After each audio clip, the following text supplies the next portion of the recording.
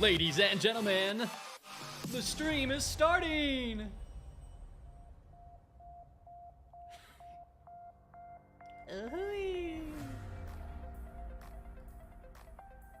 What's up, everybody?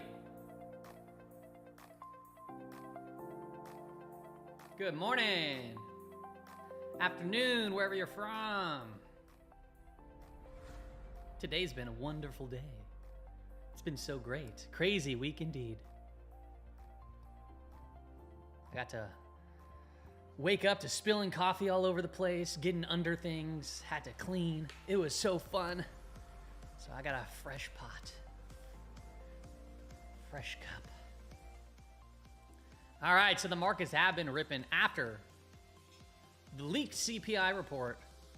I knew it, dude. I knew it was going to flood my stream, my Twitter feed of leaked CPI. It was actually leaked, believe it or not. I mean, I feel like it's kind of like always kind of in a way leaked, but it was actually legitimately leaked. Sheesh. All right, what do we got going on here? Seeing a little bit of volatility in the markets in this current moment. If you guys want to drop some tickers in the chat, we can bring those up.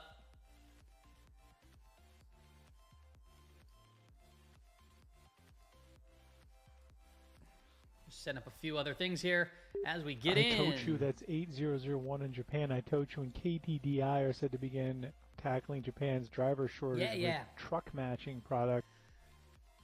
Good morning, Robert, Omar, Will, Lord, Daryl, DD, 1329. What's up, Moonraker? The first burrito of the day. What's up, Tams? Trader Joe. Hey, what's up, man? What's up, Jalen? What's up, Joe?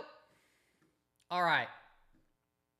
I'm assuming that this recent volatility here is coming from, I don't know, a Fed speaker? Maybe, I guess. Today's May 16th. This is what's on the calendar for today. All kinds of stuff, all kinds of goodies. 8:30. Yeah, Fed Mester. Okay, so it's probably Mester that we saw some of that. Or no, Mester's coming up.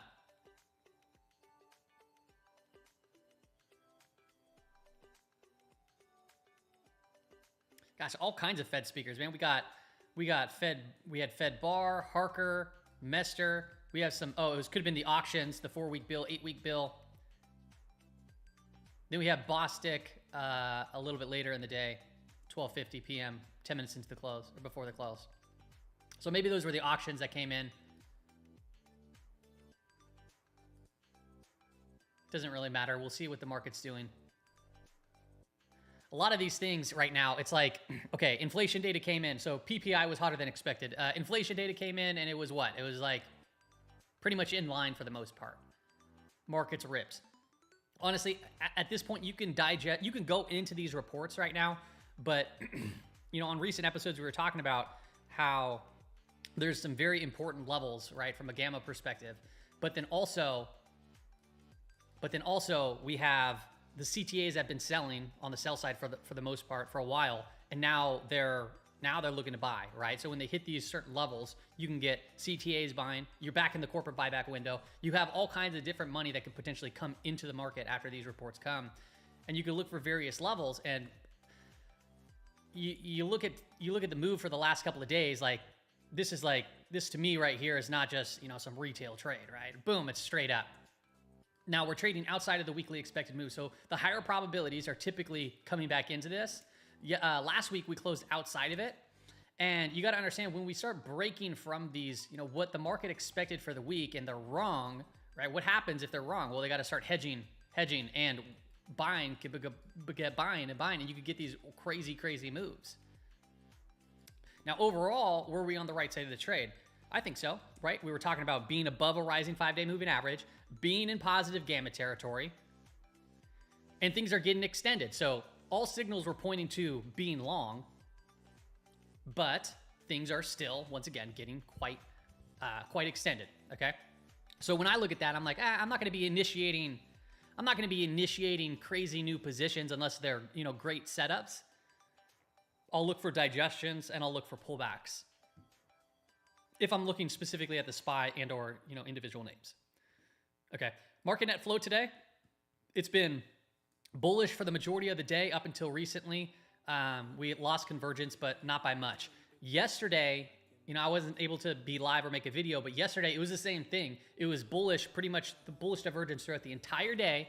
Couple times where it pocketed into no convergence, but those are the obvious days that I've been trying to say, like, hey, when this shows you something, when it's this clear as day obvious, you do not want to short or fight the trend. Targets at an analyst day today, right? Charlie Michael India. So same with here, like you don't necessarily want to fight the trend. I get that. Hey, things are extended, right? A formal press release, which makes sense, right? Things can pull back in, but morning as well. They haven't yet, and things can stay irrational, right, for quite some time. So trying to time it and tag it, and if you're trying to like average into short positions, and you keep going, you'll be sitting there biting your fingernails.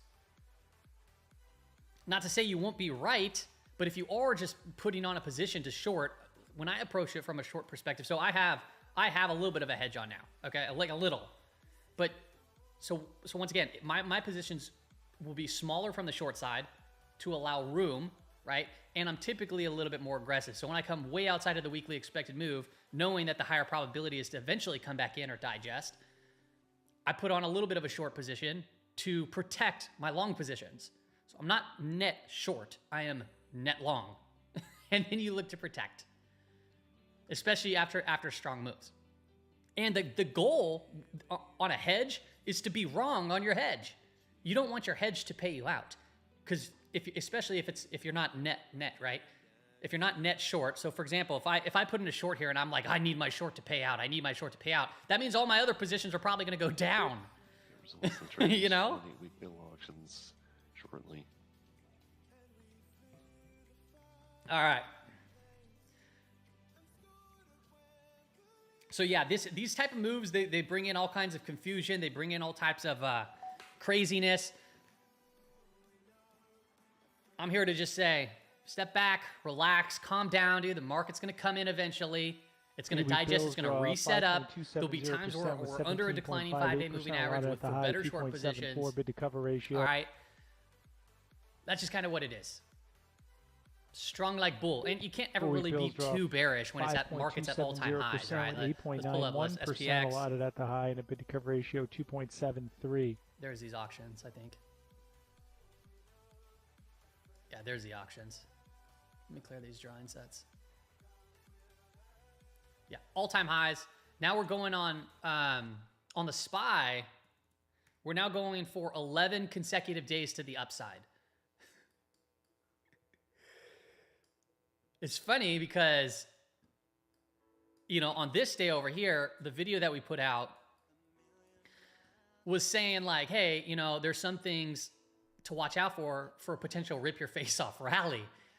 Did I think that this type of rip your face was going to come? Heck no. But it came. It came. Now, one thing about this move is that what we haven't seen on this entire move here is any sort of pullback to a higher low yet, right? Which I would imagine we'd probably see that, but then after we see the higher low, are we going to get the higher high? Or are we going to get a lower high and is it going to flag and consolidate and get tighter? Now, over here, this was the dead giveaway for me right over here. When we broke out, I'm just going to pull up the announcement that I had in the Discord because I don't post them too frequently, but this one was just like, this was clear to me, clear as day.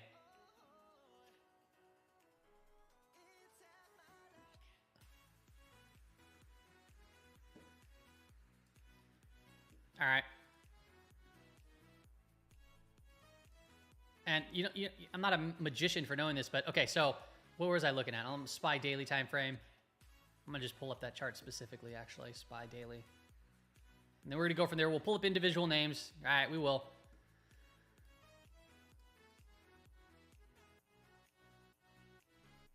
And somebody on Twitter, as soon as this day happened here, they're like, any TA chuckleheads here think that this is a good idea to buy? And I responded, I'm a TA chucklehead. In hindsight, it's funny. If it went down, like he'd probably be celebrating, but that tweet's buried in the feed now. or deleted. Okay.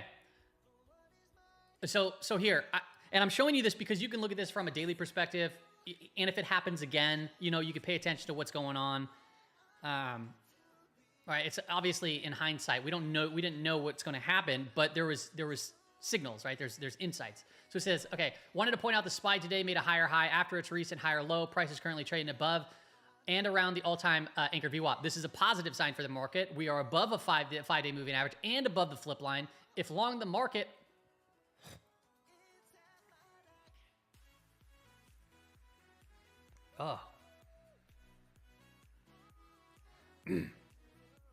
excuse me. The hell?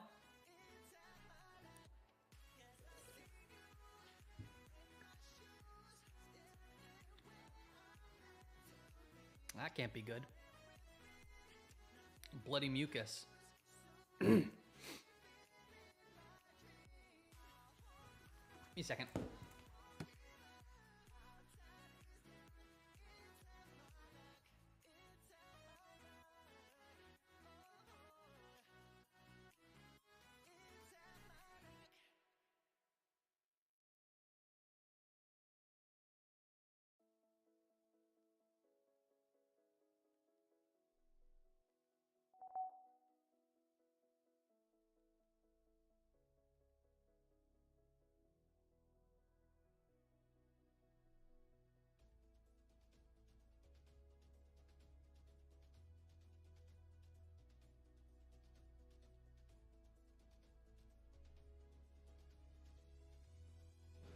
Back. Sorry about that.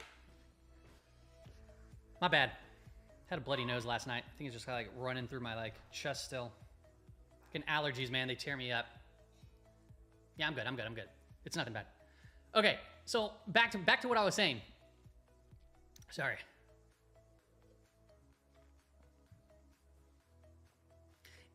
If you're long the market, the ideal level, sorry, a big old pause right there. That's what happens in your life. See, if I was recording, I could have just edited that out. If you're long the market, ideal level to hold would be the prior swing low. The prior swing low, what I'm referencing here, so what we were pointing out was this specific day, how we broke the high. This was the prior swing low. Okay, so positive sign, above a rising 5-day moving average, in positive gamma territory. These are all key signs. Even above the swing high anchored VWAP, boom. And we held the year-to-date anchored VWAP, which was in line with the prior swing low. Those are the signals for, now, once again, is it ever this clean to the upside? Yeah, here, right? But not always. It sometimes goes like this. Oh, and it chops around. I was like, I see you're wrong. Oh, and does all kinds of weird, crazy things.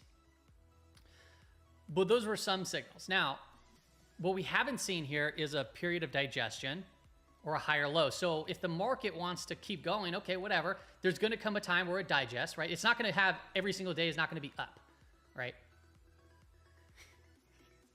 You would think. Not every day. Okay, and we're working on 11 straight days to the upside. Or wait, what did I say? 1, 2, 3, 4, 5, 6, 7, 8, 9, 10. Wait, what? Oh yeah, 1, 2, 3, 4, 5, 6, 7, 8, 9, 10. Yeah, 11 days to the upside. In 2010, the last time we had these consecutive moves, the structure literally looked like this. It went for 14 consecutive days, pulled back some, went even higher, and then all of a sudden exploded in volatility. Different macro environment. Rates were at 0. We all know. We all know. Okay? We all know. They're poisoning him, he says. I forgot my what's it called? My camera's all jacked. Okay, give me a second. Is the bot in Discord down? I don't think so. I see. Oh, yeah, it is. It's down. Yeah, it's down. Give me a second.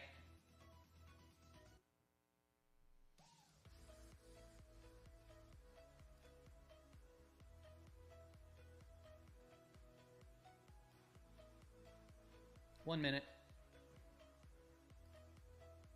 Wait, what the heck? Oh, there it is.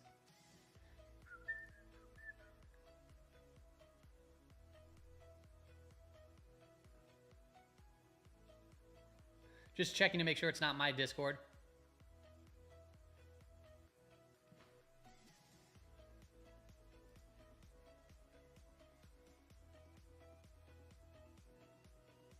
Yeah, yeah, Trady Ticks is down right now, guys. So anybody that's in the Discord and the query channel, yeah, it's down right now, unfortunately.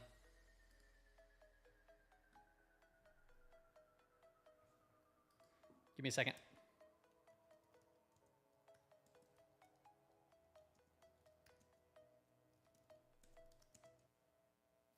One moment.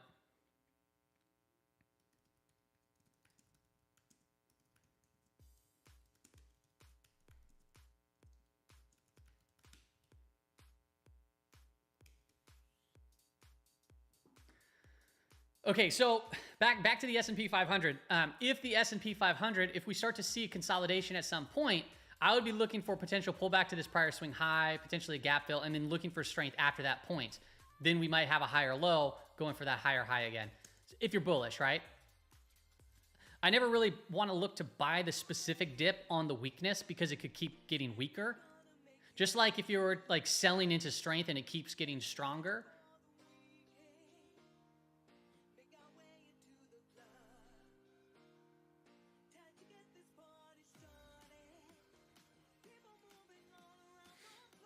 We're getting a couple cracks here in NQ. We just put in a lower high. Let's pull up S&P 500. This thing has been just a monster, man. We're right there at 53.25, which was one of the key net gamma levels that can act as a potential level of resistance. And then we're above 5,300, and 5,300 is the call wall. Now, like I said, there's a higher probability if we can't break from these levels. Like, we got to look to see if traders are really kind of reaching out further. And you know, if it loads.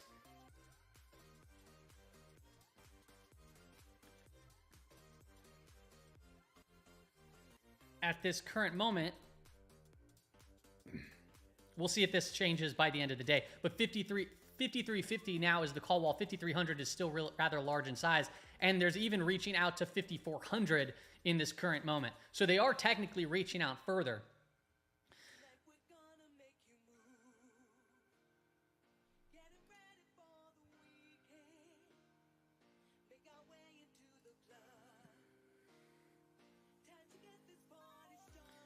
We have a decent OPEX come tomorrow, option expiration tomorrow. It looks like 40% of the gamma is going to be coming off.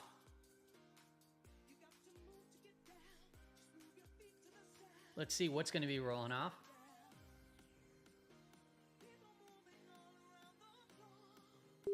Or Halion Glaxo. Hey, KPR Travel, man. Thanks for the good morning. Thank you for the super chat there on YouTube. Halion.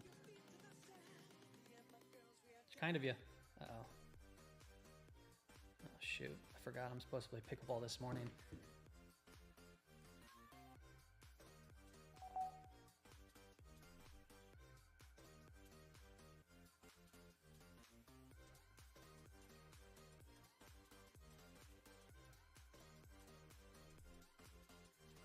Okay, so this isn't this little chart's not loading up for me, so it is what it is. I'll have to pull that up later.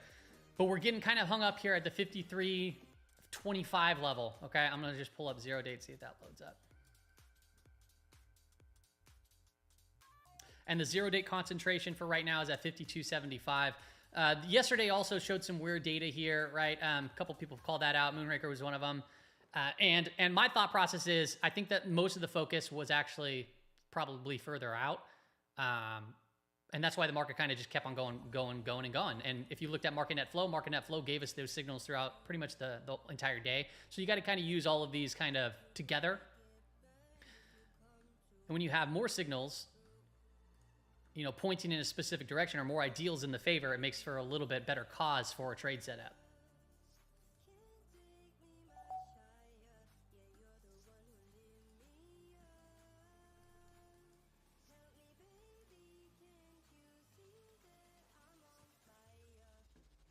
Okay, let's take a look here. We got some names here. Thanks, Trader Joe, for posting those in there. We'll pull those up.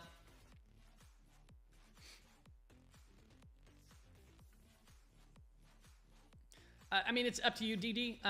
He's asking if it's better to put on small shorts And like, I mean, all my shorts are typically smaller, right? Unless if it's like some sort of intraday quick scalp trade and I'm in and out. But if I'm holding them, yeah, they're typically smaller. Right now, if we take a look at the book map, what's going on? We're just kind of trading in and around the daily VWAP on ES. We have a high, lower high. We have a high, higher low. So it's compressing right now, coiling up, okay? Above us is a pretty large level at 53.62. There's about 600 contracts. And then I want to see if they're still down here. I feel like they might be.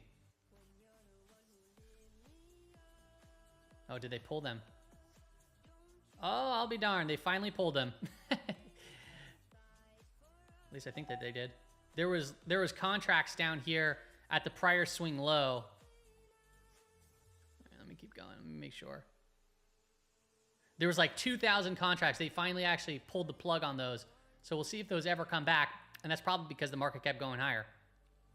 Those things were there for a very long time. Those look gone. Now we have some concentration up here at 53.62.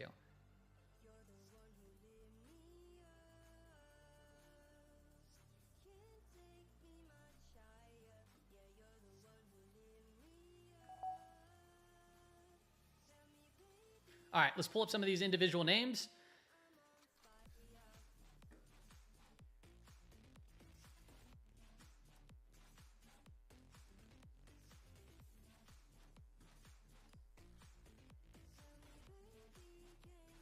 I'm going to first start off looking at the S&P 100, and then we're going to kind of go from there, okay? We'll take a look at the heat map. Looks like Microsoft is flat on the day. Apple is basically flat on the day. We have NVIDIA that's up about 1%, so rather flat on the day. And Google looks like to be the one that's really kind of holding things there. AMD's got quite the bid, up almost 5%. And then Meta April group traffic is the big man that's down. So let's take a look. Alpha Delta Pop in Paris.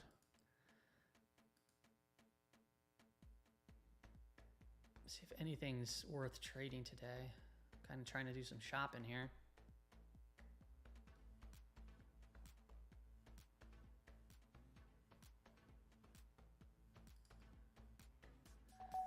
Kind of a mixed advanced decline, still more advancers than decliners. So, you know, that's a positive sign. What's this guy? Walmart. Yeah, Walmart, I think, reported earnings. That thing started breaking out of its flag. All right, let's take a look at these specific names. So Microsoft.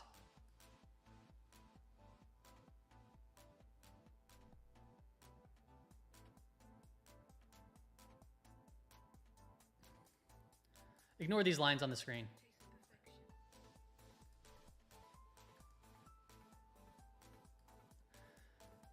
So Microsoft is not too far off from the highs of the year, but you can see obviously it's been kind of chopping away. It's kind of range bound. And we, just like the S&P 500, right? We pulled down, we put in a higher low, a higher high, and we've been kind of straight up. So we haven't really seen the digestion. The one that we did see the digestion, the one that we were talking about was NVIDIA. And NVIDIA saw, 6 or 7 days, sideways price action. And that right there in bullish context is quite bullish. And now it's trading outside of its current weekly expected move like the S&P 500. And we're a stone's throw away from its all-time high. We're still trading sideways to this big, huge candle. The one that gapped way up and closed at the low of the day with insane volume. And on that specific day, when you see these type of things after a strong move, they can mark periods of consolidation. And that's exactly what this was. All right. Big old long period of consolidation. And then we got very tight here on the right-hand side and started to move forward with earnings not too far around the corner. I believe it's, let's see here. 5/22. So pretty soon. Apple, nice big earnings move. And this is why we track the earnings, power earnings moves, because if they're powerful, they can consolidate, and then you get follow through on breakouts. So that's exactly what we did here. And it's been kind of this slow grind up. Still no pullback, no consolidation here on this large market cap name here too as well. Google also very, very strong. We had this big gap down, close at the high, and then we're seeing follow through here. Okay, but no consolidation yet, no pullback after 4 days. Now you're probably starting to see like, oh, okay, maybe it makes sense, right? You got to be a little bit patient here. Amazon's one that's actually kind of pulling in and consolidating a bit here. So that's always a possibility to look at saying, hey, if some of these other names come out, come off. Maybe if, would Amazon be the one to rotate into to come swing Lufthansa back to these reportedly prior their swing highs? ITA stake And then purchase Meta, facing an EU veto unless substantial remedies are offered. Lima Hotel Alpha in Germany.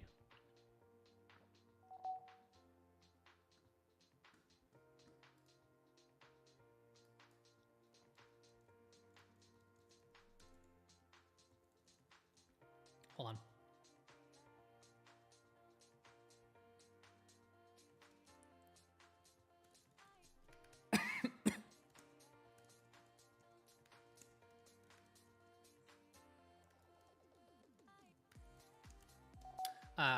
And then, Meta, after its earnings move right here, which is pretty bearish, we consolidated, and we've been kind of straight up here too, and we haven't really digested or consolidated much on Meta as well.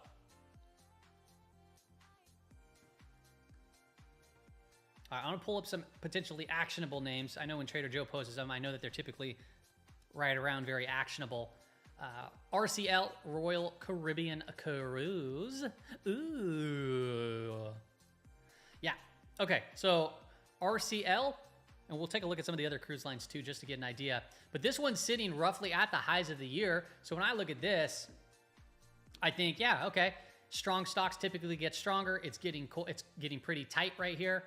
We already got through earnings and we're higher than where we were after earnings. You can see we're kind of just within this, a low, a higher low, and now it's getting tight. It's this name, it's a little wacky, a little wild. So sometimes you might need to look at the weekly time frame, right? If that makes it better for you. But if you are trading on the daily, it is nice to see this very, very tight consolidation in bullish context. So if you play a breakout, right, it depends on when you enter, right? You can speculate early for a breakout, or you could wait for a breakout, which is roughly 144.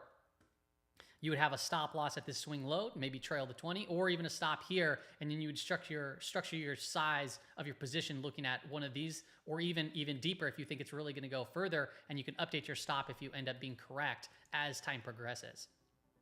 So RCL looks like a good one. I don't know how the correlation with the S&P 500. So one thing to always keep in mind is that if the S&P 500 comes EXM in Belgium reporting is that going to affect a lot of these different up names? From 96 million in the year ago period. EXM in Belgium. Just as if it keeps going up, is it gonna help these names?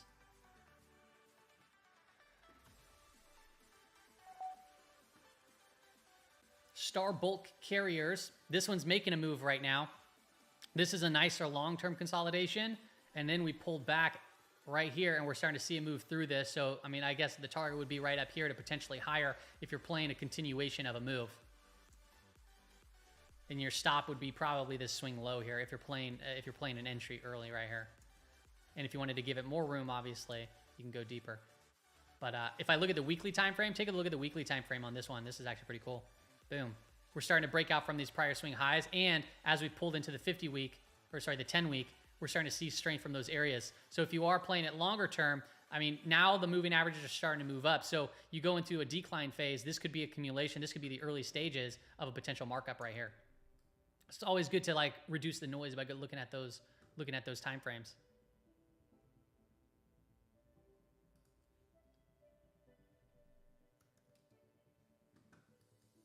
IFF. Oh, I've traded this one in the past.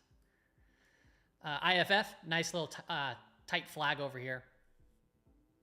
Another good name.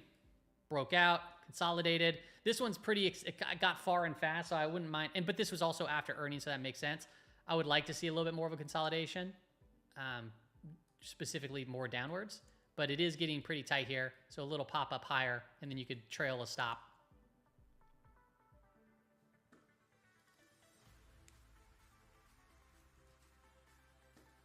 Pretty similar situation right here. Elan. Powerful earnings move. Boom. Now we're consolidating that earnings move. So power earnings gap. You wait for the consolidation. Volume kind of dries up. Had a little bit of volume on this distribution day right over here. But overall, another power earnings play. I don't know what the volume is on these things. Yeah, volume looks pretty decent on those. Snapchat. Yeah, Snapchat looks really good right here too. So Snapchat, for the first time ever, we actually gapped up on earnings. All right, that's a little bit of a joke, but seriously. So we gapped up, we ripped through the earnings expected move as the days progress, and we finally are getting some sort of consolidation. These are the type of moves that I actually like playing, because now you can see we saw strength the prior day. Now we're having inside trading day. So wherever this closes for the day, I look, you know, say if it closes where it's at, it's an inside trading day, you can play the breakout of the high and have very, very tight risk to play for the swing high end. I've done that. I mean, I love these type of plays because you're playing into the momentum and into the strength after consolidation and pullback and with the trend. I've done it right here with Target, boom, played it right up. Disney, I did the same thing. These are all, you know, all names that I've done this with. Disney, boom, played this move right up to here, and then even consolidated further up into this little contraction before another move. I didn't play that one. Disney right now, you know, pretty rough earnings move, and we had follow through, pullback, follow through to the downside. Now it's just inside trading day there. Somebody had asked about that. Pins. I want to look at pins really quick because pins looked like Snapchat, right? And pins is doing a little bit better right now. We had the follow through, pullback, and now it's already kind of going for another move here. So perhaps if this sees some strength, maybe Snapchat is going to be following kind of that direction.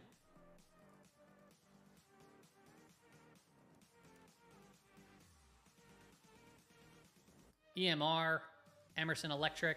Jeez, man, what a turnaround on this move. Look at the earnings. So we gapped down, closed way up here. I would like to see this pull in obviously a little bit more and then see the strength after. And it's, yeah, I wouldn't like, so right here. So this is more one like, yeah, this was, I wouldn't say this is actionable in this current moment because we're still pulling back, but it is setting up. So these are like something that I would definitely have on the radar. GM. Yeah, GM's getting very tight right here. Boom. Tight consolidation. These tight consolidations like this that go sideways, right? You can call them just consolidations. I know some people call them Darvis boxes when they're in bullish context, but he goes for multiple days and it's just hugging right here. Volatility is going to expand. Is it going to be to the upside? We shall see. But whatever it does, you know that you have pretty clear idea as far as risk goes playing a breakout. So GM looks strong. It kind of reminds me of like RTX kind of look, right?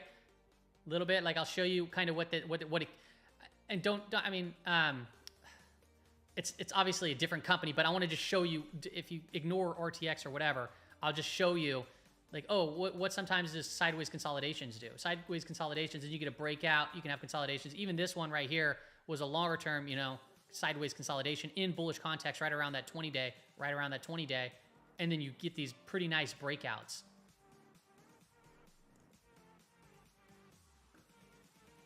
And that's kind of a similar type look to GM.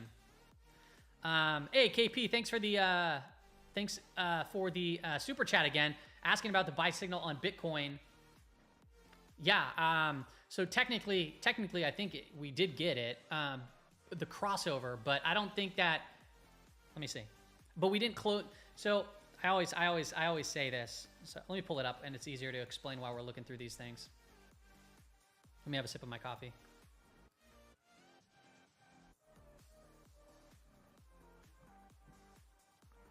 Yeah, DD, you're probably right, actually. Actually, you most likely are right. That's pretty much what this market's kind of ran by. All right, what are we doing here? I just want to see really quick. Market net flow, we don't have convergence right now. Lines are going sideways, bullish divergence. Market's kind of going sideways. Low, a high, a lower high, currently a lower high. Right now, it's literally just contracting. This is kind of like one of those either or situations. Look at, as far as downside goes today, I don't think we're going to really, unless if something dramatic were to hit the tape, I don't think we're going to be breaking through to 50.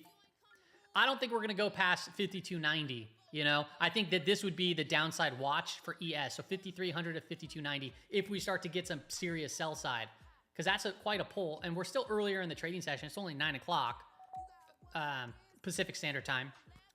All right. But, and then as far as upside goes, man, dramatic upside would be 5350, but we are getting kind of held up here at 5325. And this is while we're already outside of the weekly expected move. Okay.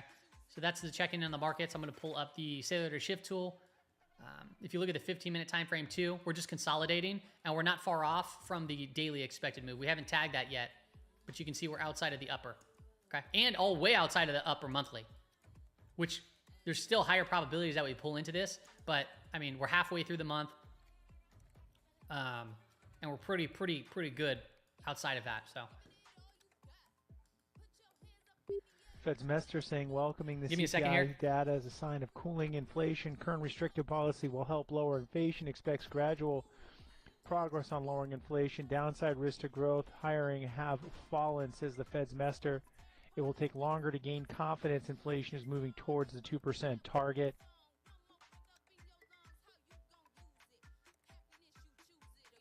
Saying that labor market conditions remain strong and it's too early to conclude inflation progress has stalled. Saying that she wants to see slower services and housing inflation in particular to hit the 3% goal, and the data suggests risks to the inflation goal have risen.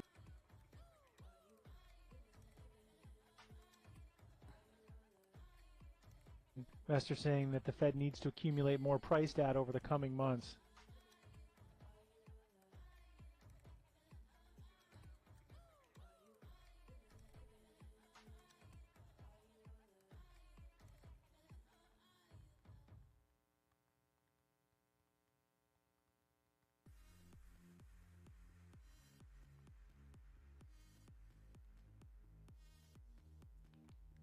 There's some volatility that just came in, guys. So just careful with these moves. Like, we can have snapbacks, but there's some pretty big volatility that entered in. Okay, I want to pull up the Sailor to Shift tool. Thanks again for the super chat there. My goodness, man. Oh shoot.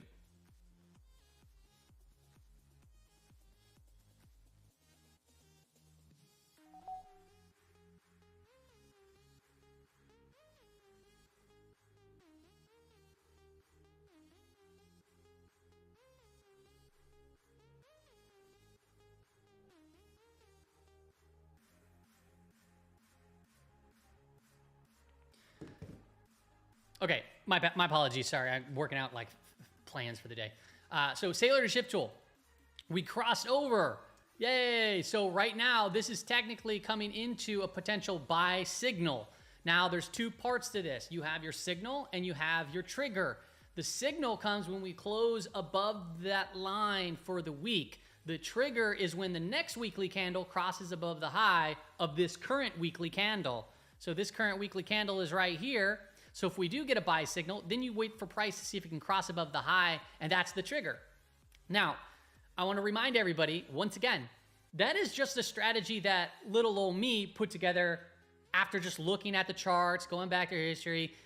But there's other people that have structured using not a 4-week rate of change, maybe a smaller weekly rate of change, where there's typically more whipsaws, but they can get into things earlier. And I also know people that use this same one, but they're like, I do it at extended areas when the rate of change is way up here. I'll look to potentially cover or take some profits or whatever the case is. Or if it just crosses, that's their signal to buy and trigger to buy. So there's no right or wrong way to do this. It's just mapping and measuring Bitcoin versus gold, high beta, low beta. All right. And that's about it. And I have the signals for my strategy on the chart. You could see I actually missed one. Somebody had reminded me here. I had to put actually, was that a buy signal? I can't remember. Give me a second here. Somebody had remembered. I want to see here. I'd have to double check. I think that was a buy signal. So it was a buy signal and then a sell signal. I think I just deleted the line or forgot it. The red lines are the sell signal, sell triggers, and then the green are the buy signal, buy triggers. And you can see we bought signal, boom. And then we had a whipsaw signal, back to buy signal, boom. And then our red last sell signal, price actually came down. So this was, I think it was right here. Price came down pretty significantly from 64 to about 56. And now we're pretty much right where our sell signal, sell trigger was. So it kind of just blocked us from that volatility. It could have went further down, who knows? But now we're kind of right there. Good morning, Ruben. Okay, so yeah, that's where we currently stand right now. Let's take a look at the market, see if the markets are bouncing back a little bit here. There's quite a bit of volatility that entered in. You can see a high, a lower high, and then we just cracked this right here. So we'll see if this is flagging out, pulling in a little bit more. No convergence here. That gave us insight, by the way. You see that? How we lost convergence here? Then the market went sideways and then got a little crack here. And then the cumulative net premiums for calls are coming in. Red is going up.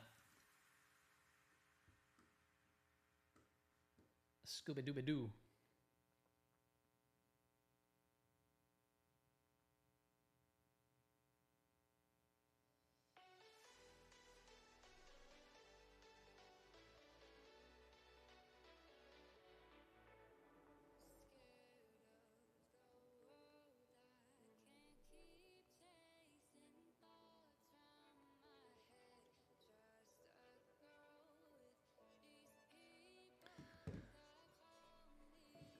Okay. Hood's looking good. Yeah, we can take a look at Hood. I want to see here. I missed a couple of these. AIG was another one that was pointed out by Trader Joe.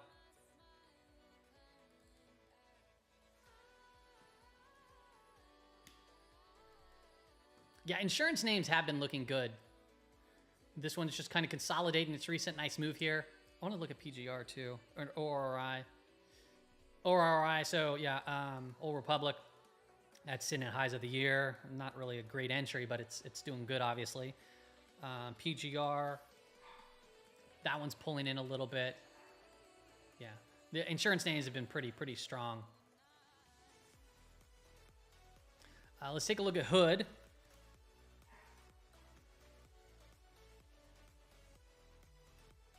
Let me clear this drawing set.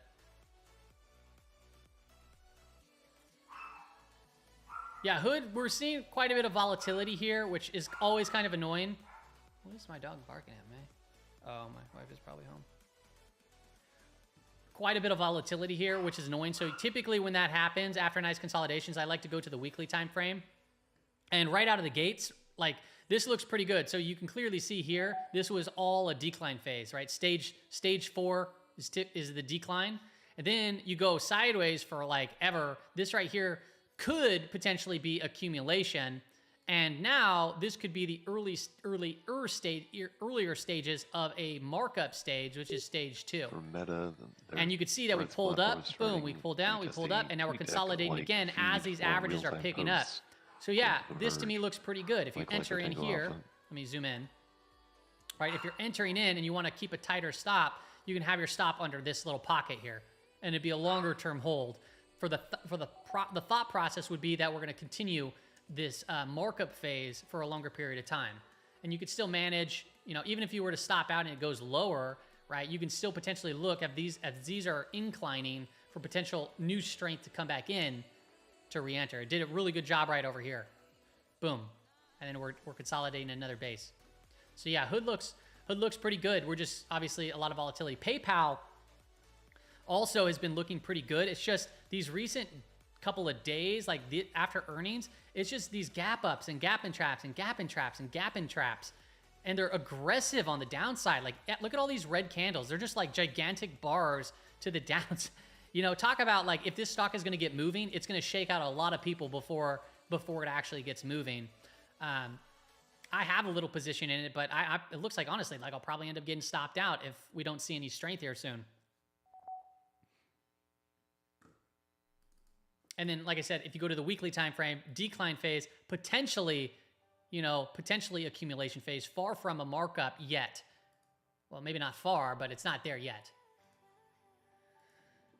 Whew. Nike. Yeah, Nike is one that's been just smacked, right? So Nike, I want to show you on the weekly time frame. So Nike, right, this is the COVID low.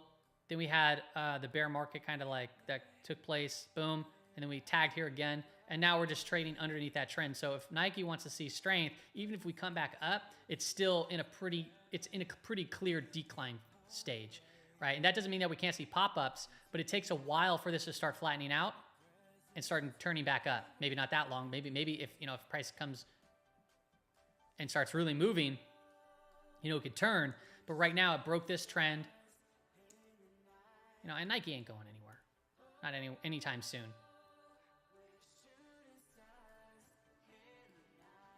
But yeah, clear decline. I don't know anything about the fundamentals of Nike or anything like that. If you look at this, you can also say, hey, you know, bearish earnings gap, and now it's consolidating even very smaller. Let me zoom in. You can see it's getting pretty tight right here, right? So if we break out, maybe that does open the door for a little pop back up to the upside for a little trade. It's just you're fighting the trend, so you got to be a little bit more, you know, aggressive typically. Unless if, you know, you're structuring for a very long-term investment or whatever the case is. Nice stuff, Ruben, man. That's crazy good.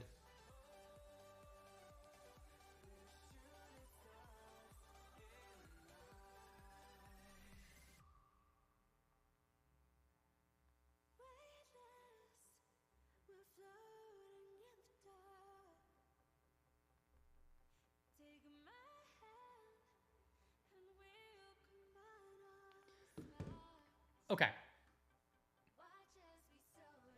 Nike. Yeah.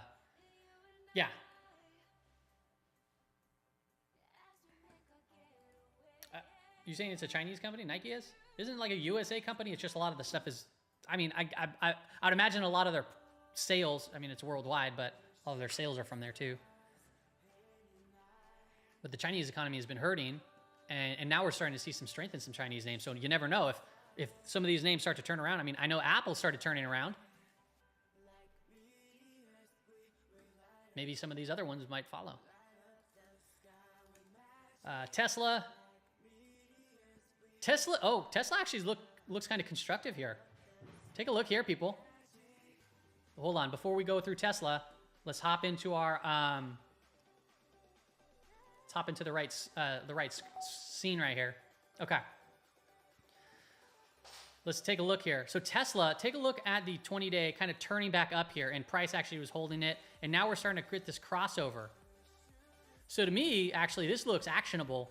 You know, if you're trying to catch, like, you know, turns in a potential name, this is actually pretty actionable to me. I'll take a position. Let's see what it looks like for the day. 15, it's above the 5-day moving average. It's turning back up. Yeah, sure. Why not? Oh, this is an actionable trade for me. So I'll show you exactly what I'm doing. Give me a second here. And I'll explain it. I'll explain where my stop would be and everything. This is pretty clean. See, I've been looking to add some exposure into some various names, and this one, you know, it's a high beta name, so you know, it's not like an aggressive position, but let me see here. So I'll take like a 3% position.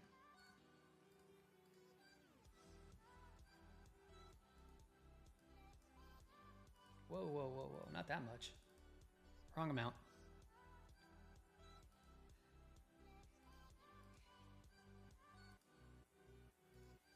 Okay.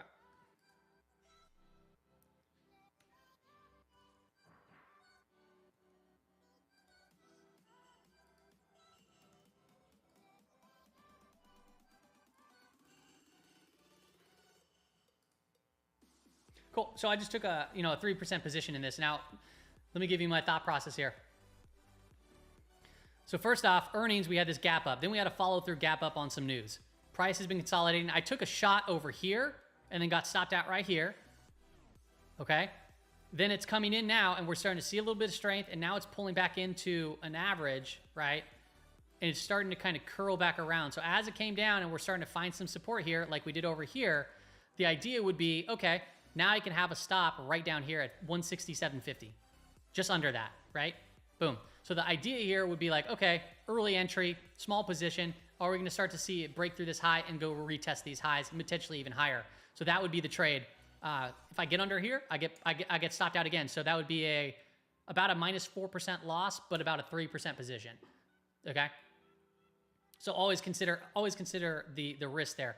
And if you wanted to even be tighter, you can just have a stop at the low of the day, or just under these averages, like under 170 would make sense too. All right. I'm just giving it a little room because it's a smaller position.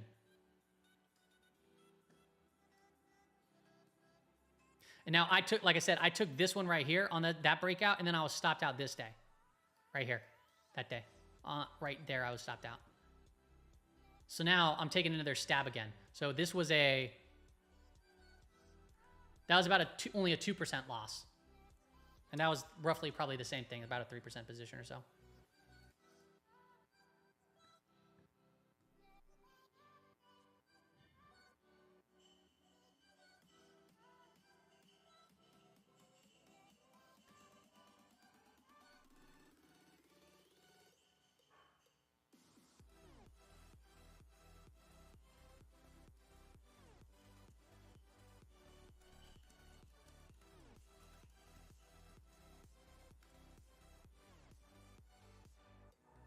Okay. Let's see here.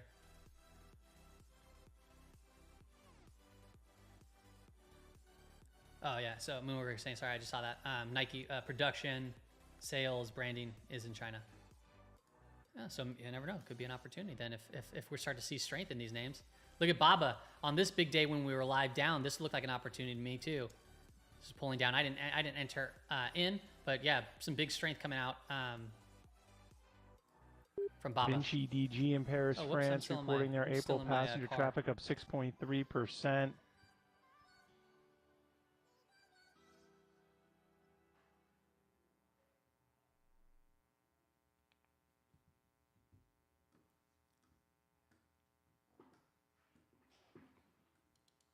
All right, let's take a look here at the markets. Getting some supply overhead here. We're kind of doodling around the daily VWAP, the volume weighted average price. Take a look at NQ. We did see a little bit of recovery after that initial hit to the downside. Just a lot of chop here. Makes it a little bit too hard to trade. We are seeing a series of lower highs. Market net flow, still a bullish divergence. No convergence, but it is starting to turn back.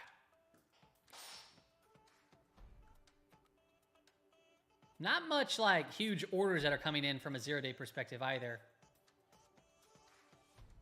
Argentina Central Bank setting some rules for their short-term and fixed rates. Argentina.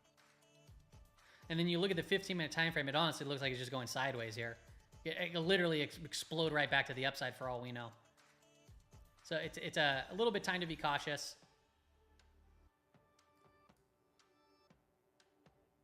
I'm not interested in necessarily trading this right now from either direction. So I'm looking at individual names. That's why I just entered into Tesla. As a swing position, not an intraday position. For all I know, I can be stopped out today. All right. Whoa, whoa, whoa, whoa, whoa, whoa.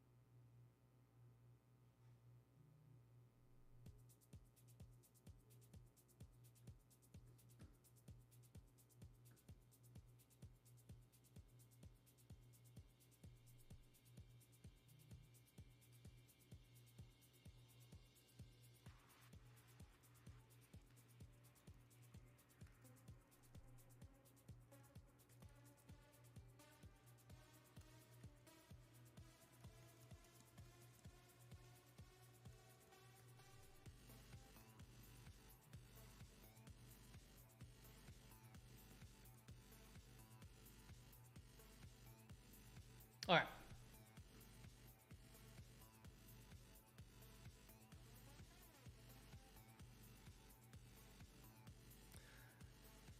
Okay, we got a couple other tickers here. Let's take a look here at the chat, see what's going on.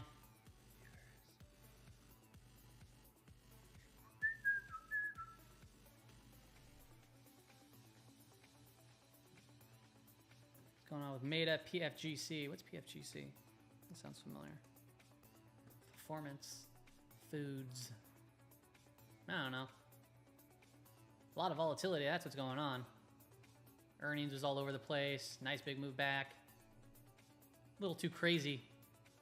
Maybe the weekly time frame will slow that data down a little bit. Yeah.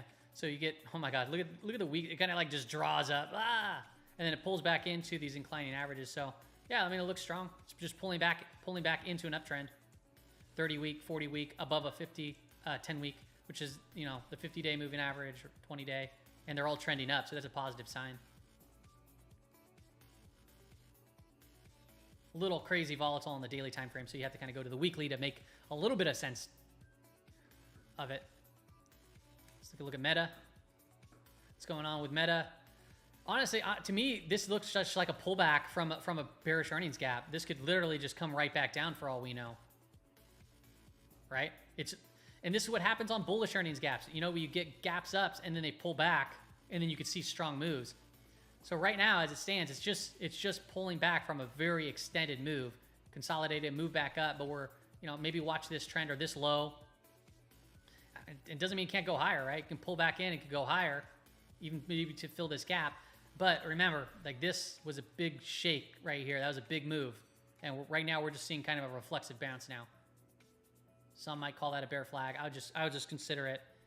You got a higher lows, boom, boom, boom, higher highs, boom, boom, right? So now if it starts breaking one of these lows, then I'd say, okay, now watch out, because now we can have some volatility.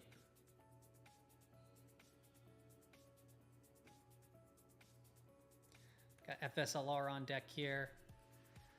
For solar, I mean, this doesn't look too bad. It doesn't look too bad at all.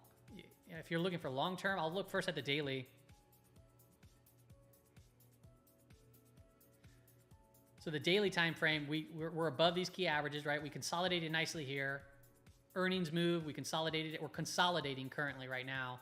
Let me go into the weekly. We're above or even 15-minute time frame. We're above the weekly time frame. It's like not perfect. You have like some obviously good traction here, but we kind of went pretty fast to this upside, but these averages haven't really started turning back.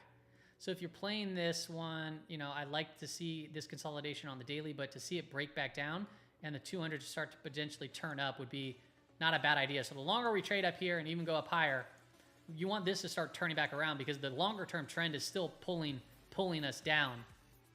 It would take, you know, if you go back,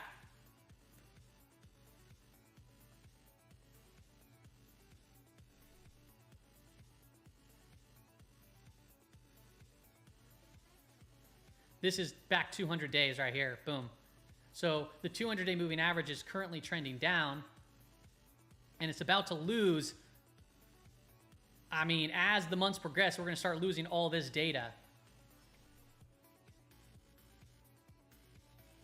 So as it's right here, when we start losing this data, you know, it's going to still pull in, because it's going to just take the average. So it can be a while, you know, it'd be a while, 5-6 months before this starts actually turning back up. But now, the longer we stay above this is also helping the average too, by the way. So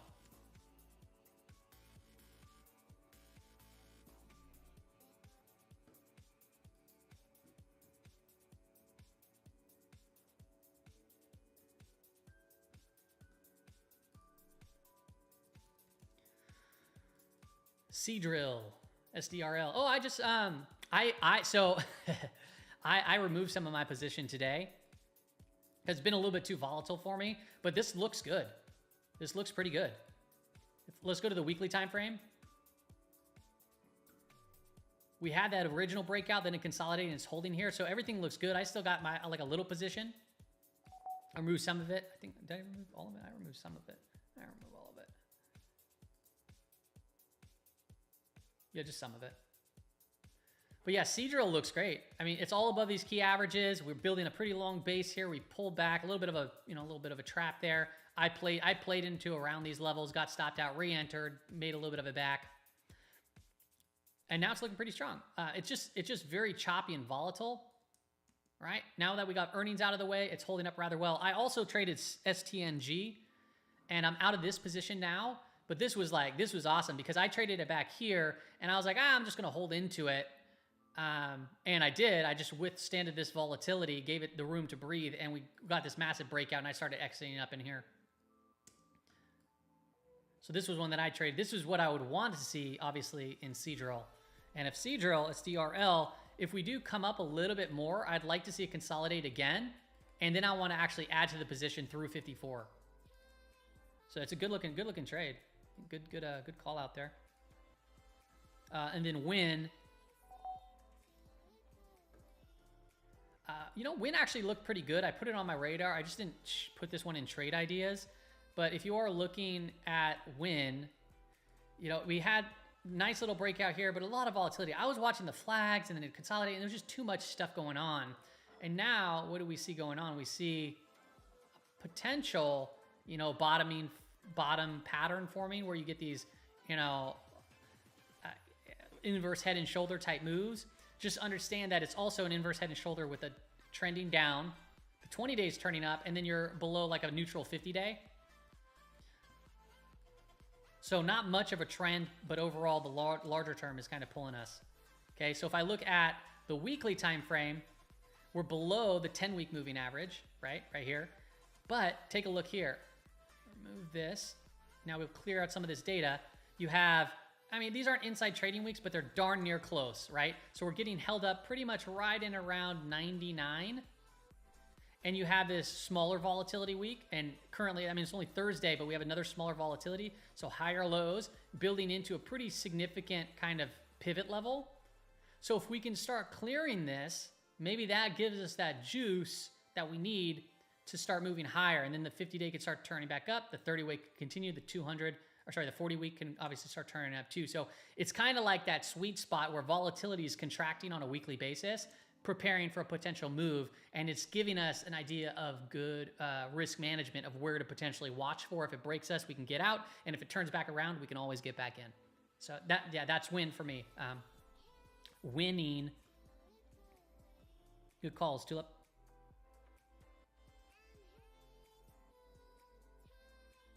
Hey, Tom. Thanks, man. Would I short Spire Qs at this level? And Palantir. Let's pull up these. XPT USD. What's that? Is that a XPT? What is XPT?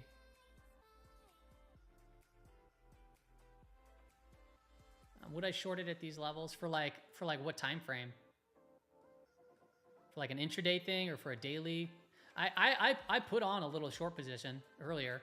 Just a hedge though. I'm not net short. It's just I'm protecting some of my longs with just a little bit of downside protection.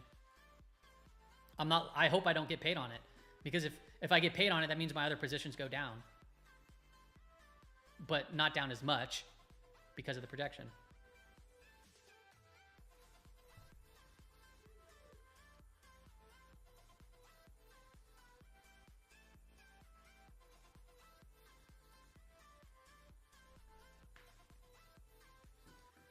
But yeah, right now when I'm looking at this, it's just, honestly, it looks like it's just consolidating like a flat. Like I wouldn't be shocked if we start breaking back up to the upside, right? Market net flow, it's no convergence. Cumulative net premiums for calls are going down, but we do still have a bullish divergence. So that's why I'm saying if you're looking at like downside potential, I don't think that we really break down significantly further from like, if we break down 5,300, 5,290. You see these lower highs right here, but now what do you notice? Like, the dips are getting a little bit like smaller and tighter. You see that? How they're contracting? And this was actually a higher low right here on NQ.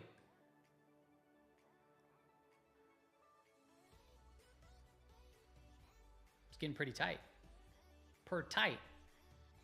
It's not the greatest look right here, when you're stair-stepping down, but just because it's not the greatest look doesn't mean that today's price action is going to turn out to be a bad result. It's just the current look of the structure of the market. You put it into perspective. It's hard to really break from this 5,300 significantly if this is going to remain that call wall. I think a lot of movement has been happening further out. Yeah, 53.25. We'll see what this resolves as going into the end of the trading session, but 53.50, so 53.50, 53.25, and we're kind of just pinned right there. This is 53.25 right here.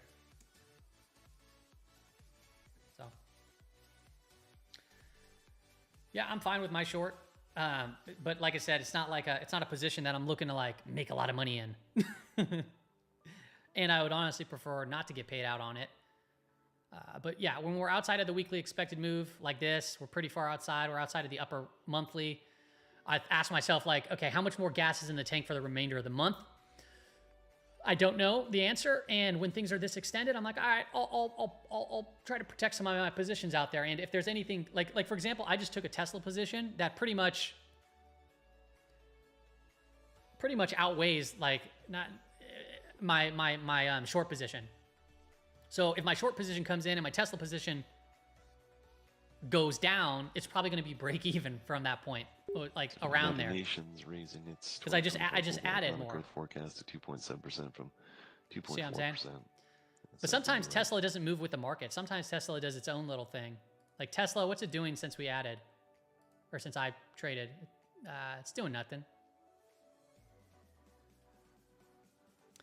Where did I say my stop was? My stop, I said 167.75 or 167.50.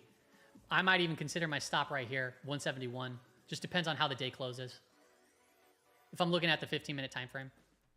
It was a small position. I can give it that room, but I gotta add my stop in because I haven't done that yet.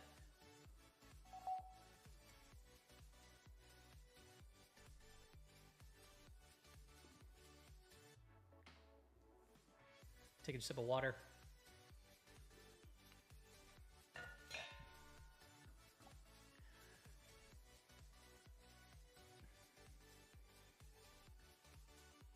The zero date levels from Gamma Lab have been focused in on 52.75. And I remember one day on here, I was like, man, it doesn't make much sense. Like, I don't see that ever. I don't see that happening. 52.75 is down here, right? But it wasn't 52.75 at the time. But sure enough, price actually broke down that far. If you were in the live stream, it was a while ago. And I was like, I wouldn't have thought that was going to happen. And it sure as heck did. So there is focus out there at 52.75 from a zero date perspective. But like the reason why I don't see that happening is because of what market net flow looks like. Like if the red line was up, the green line was down. If this was red, I'd be like, okay, now there's a potential shot. And that could always change. I'm just talking about what we currently see right now, right? And the market, what's the market doing? The market's up on the day still. You know, it's flat to up. 10 days straight, going on 11. Darren, yeah, every week, man. This one is somewhat significant. It's like I think it said 40% roll off. But you can always pull up like the CBOE calendar. There's an options, I think CB Global Markets, they have an expiration calendar. Let me see if I can pull it. Here we go. No. Give me a second here.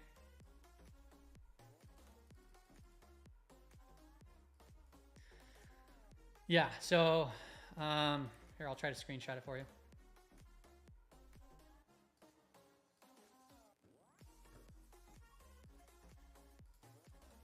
If you want to screenshot it. You can just Google it, actually. It'll be easier. It'll be higher quality. May 17th, right here. Yeah, it's an OPEX, obviously. So standard expiration date for equities, equity index, ETFs, and ETN options.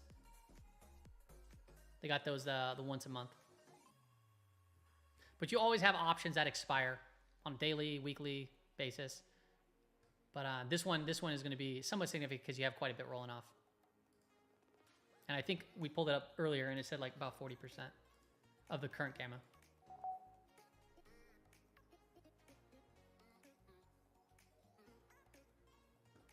It's reported from Nikkei that Toyota, Nissan, and Honda will team up on AI Good stuff. and Good stuff, Daryl. chips for next generation cars. I still doodling around, getting pretty tight here, looking at the book map. Like I said, it's honestly, it could be really like an either direction sort of thing. Remember, All we're doing is pulling back here. It's not like an aggressive sell-off, right? In this current moment, it ain't aggressive. This is just price consolidating. And we have some supportive stuff beneath us too. We're below the daily volume weighted average price. So if you're trying to go long here, you know, you're manage your risk effectively, because I would say it'd be a little bit nicer to see back above daily VWAP at least. But yeah, not the if I'm looking for a trade, I don't see like the clear setup right now. This happens frequently too. I like the daily time frame, like I said on Tesla. I mean, that looked okay.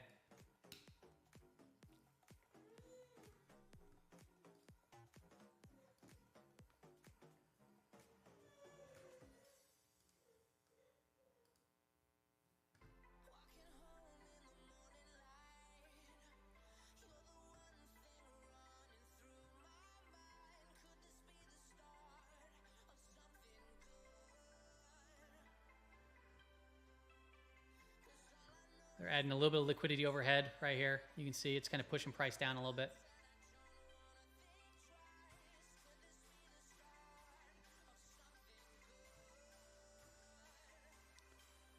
Microsoft's down on the day now. Not much action, man. I mean, look at even Apple's basically flat on the day. Kind of all over the place. Let's take a look at some of these meme stocks, see what they're doing. GameStop looked okay earlier in the trading session. I played a little earlier in the trading session. It's not doing much now, but I played this little flag move here just on a very quick 1 minute. Looks like it got hung up at 34.50, down 25% on the day. You know what's funny is yesterday, yeah, right here. Check this out. This was funny. So yesterday, the S&P 500 was moving into its 5,300, and it typically gets sticky around that call wall. So I thought, hey, if price action is going to settle down on the S&P 500, are we going to see a potential rotate into some of these meme names like GameStop, AMC? So I focused in on GameStop, and I posted the tweet literally right here, and it took me a while to write the tweet first. So it was actually more like throughout here I was watching it, this little tight action, thinking that we might get a pop, and that thing ran from that tweet 20%. So we ended up closing down 18%. And if you were just kind of aware of like, hey, markets might rotate, that thing moved 20%. I didn't trade it for 20%. I traded it for just over, I think I got out here. Or no, maybe I got out. Yeah, no, I didn't play up here, but I got out for I think around 10%, something like that. Got halted.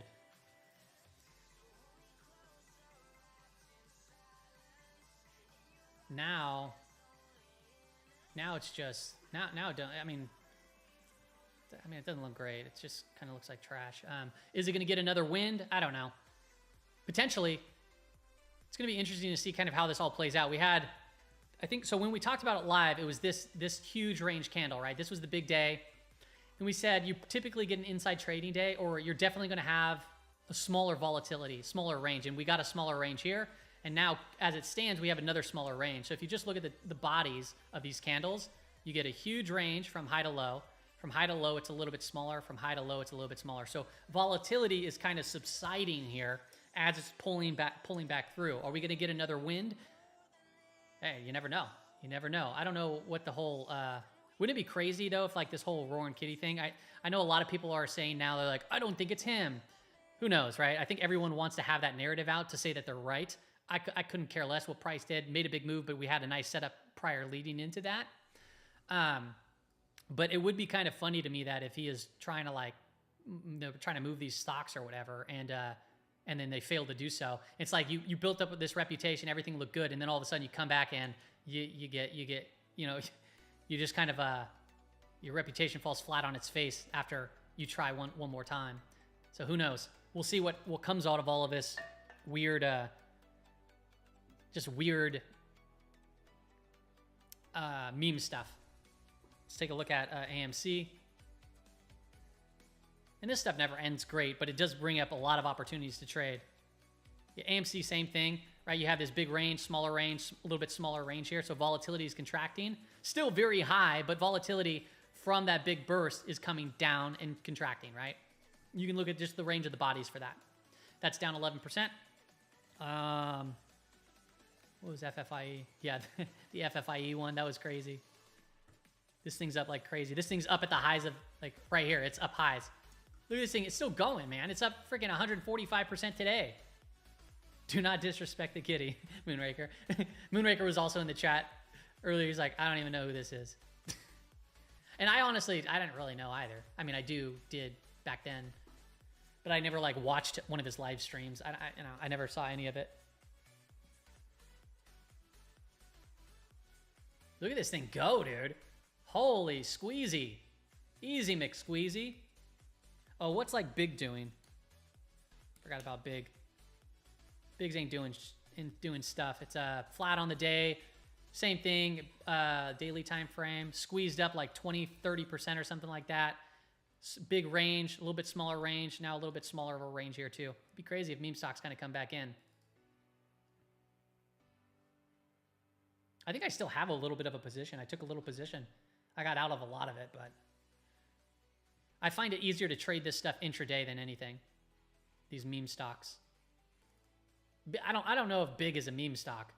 It was just a high short interest name that was coiling up right here. And then we saw a breakout. If you missed the breakout, right?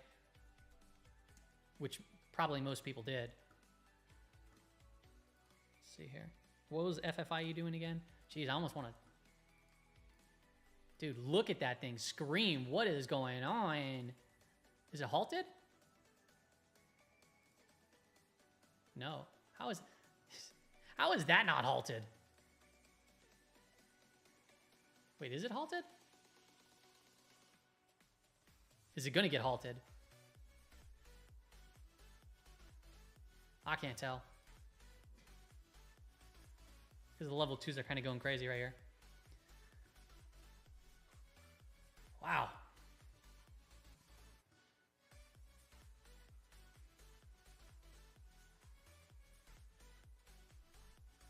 Oracle and TSM. Yeah, we'll take a look. Give me 1 second here. I just want to see what the Qs are up to. Or the NASDAQ. Gosh, man. These type of moves look freaky to me, especially if you're short. Just look at this thing contract.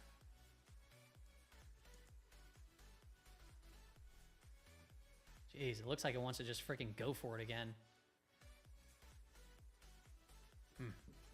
We'll see. Give me 1 moment.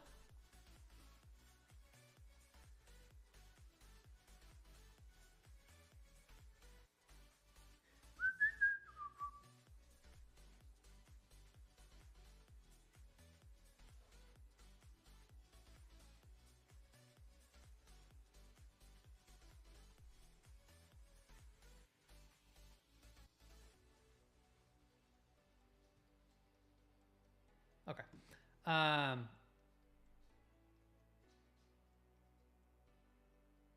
You hate meme stop decided to join in. It's funny. It is halted. Okay, thanks. Yeah, it looked like it was halted. I have no idea what FFIE even is, to be honest. I have no idea what company that is. I just see I see the moves on my screen. It's freaking wild.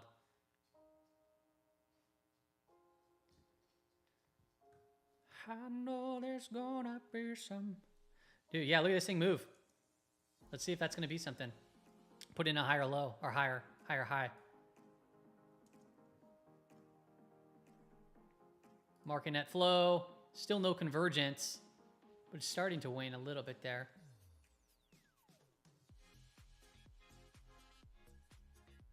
Okay, somebody had asked about Oracle.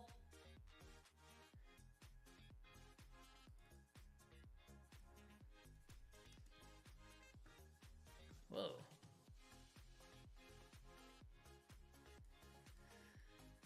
Yeah, so yeah, Oracle had some news or something, right? I think we were live when that happened. But yeah, we're seeing higher lows. Price action is getting very tight here.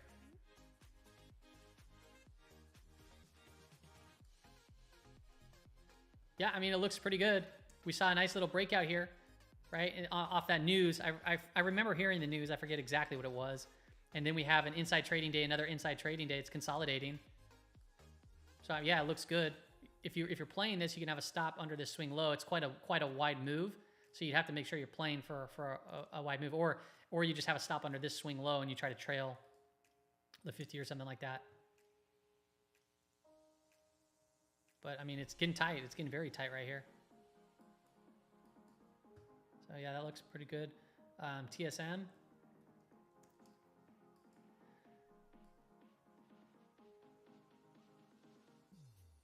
TSM's a little bit all over the place for me right here. So I don't like initiating new positions after a very strong move like this. I would prefer to see what we saw in NVIDIA, right? So if I had the choice, right, which I did, I'd look at NVIDIA, not now, right? Now I wait for more consolidation, but I like that. And then that was like, hey, yeah, it's still bullish. It's in great context. And it played to the upside right around that weekly expected move. Okay. All right. It's going to be interesting here. Let's see. So this is NQ. We have a high, all lower highs, pretty much, right? Doesn't look all that great of a trend, but you see a high, a lower high, a lower high, a lower high, a lower high. Still a lower high right now, but it's like almost trying to break it. And then you see the low, you see a low, you see another low. Right here was a higher low, right here was a higher low, but the bigger structure, right around here. So we'll see. It's like right there.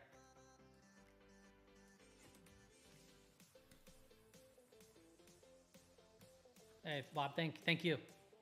Appreciate that, man. Thanks for the super chat.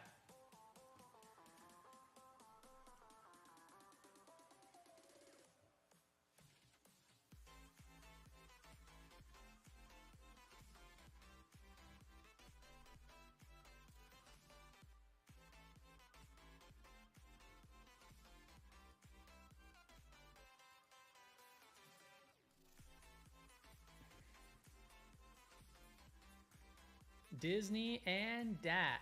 What's DAT? I have no idea what this is, man.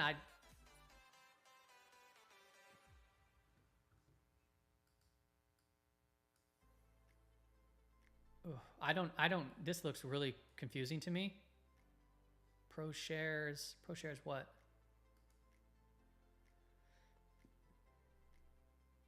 There's just not enough volume on this for me. Equity. No, I'm not going long NQ. I'm not trading right now. But what I'm pointing out is kind of like the structure. It looks like, again, like if you're trying to short into this, careful, because you can get your face ripped off. And then you look at market net flow. Market net flow is not supportive of move yet, but it's starting to, the convergence may come back. I'm really not too active trading intraday as it stands in this current moment. Just pro shares. Yeah, it is. I mean, so I looked at a DAT. Not too sure what it is, but the volume's it's too low for me to even mess with. It's like a couple hundred shares every single day. Yeah, FFIE is wild. Is that thing unfrozen yet? Yeah, it is. Look at this thing go. Holy man. As Master and follow-up Q&A now, just reiterating it's important to get the fiscal situation just on so a you know, sustainable path. Chasing is not always the greatest option. Oh, no, Dad, just Disney. Okay, gotcha. Yeah, Disney. We did talk about Disney a little earlier today, but Disney had a bearish earnings gap, right? And then it pulled back a little bit from that move, consolidated, and then we saw some more volatility to the downside with some volume. So I'm a little hesitant to be like, yeah, right now is a great time to get in, right? It's kind of like how Meta, that one ended up turning back around, but you're getting some bearish moves to the downside and you're getting follow through. So, for example, I don't know how this is going to play out, but look at Lulu. Bearish earnings gap, flagged, then actually followed through more to the downside. And then it got very, very tight and then offered up an opportunity to buy if you're pretty quick. Ulta, I'm looking at some retail names because Disney it's not quite into retail, but it kind of falls in with, similar shoppers or whatever. And then Ulta too, right? Broke down. We saw the pullback, then follow through to the downside. This is all after bearish earning gaps. And then it got tight. We saw a little bit of a breakout and it's consolidating again here. So when I look at Disney, right? Are we going to see something similar? I don't know, but we did have a bearish gap and we did get bearish follow through. So to see more downside would make sense. Would I short it? Nah. Would I go long? Not really, because I'm not ready to make that decision yet. So if I want to go long, I'll look at the 15-minute time frame. I'm like, is it above a rising 5-day moving average? No, not yet. Okay, so maybe if it gets back above it and then this starts turning back around, then I might be able to try to play a trend, and then I'd have stops at the lower lows, sorry. And I would trail them up. So this would be more of a patience game, be on the radar, keep an eye out, and so forth. Yeah. Did I look at Costco yet? No, I haven't looked at Costco. Let's take a look at Costco. Wow, Costco's crazy. Earnings around the corner here too for Costco. We'll see how that goes. It'd be interesting to see Costco because we've been getting a lot of reports, a lot of things from the consumer sentiment, consumer being a lot weaker from various retail names. So I'm very interested to see how Costco is going to report and handle a weaker consumer. I would imagine Costco's age base is a little bit higher than the average, obviously, regular market, given the context that you need a membership to shop there. But this thing got, pretty tight here. And we broke back up to the upside. Would I enter a new position here? Nah, wouldn't do it. I look at Walmart and look at what Walmart did for a while after its powerful earnings gap. Boom, we gapped up, went up, and then we consolidated for a while, making for a little bit better of a trade. Then we had another earnings where we gapped up here. Coming back in right now, but overall powerful move. 6% on the day. It's crazy, man. It's Walmart, man. These are supposed to be lower beta names. Was FFIE halted again? I'm kind of interested in what this thing does today. Holy moly. This is crazy. Look at the volume in here. Hey, it's only up 200%. It's crazy. So what's NQ doing? NQ is still roughly at this high. It's kind of holding it there.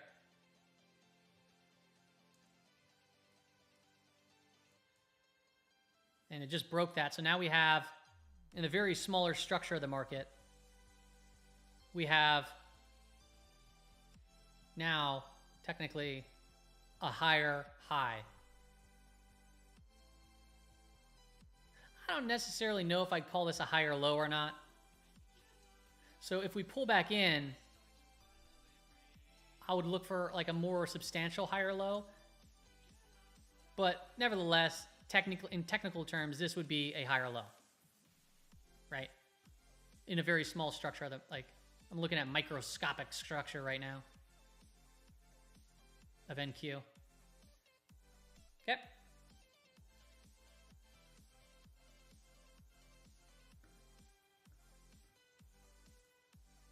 Market net flow, still no convergence.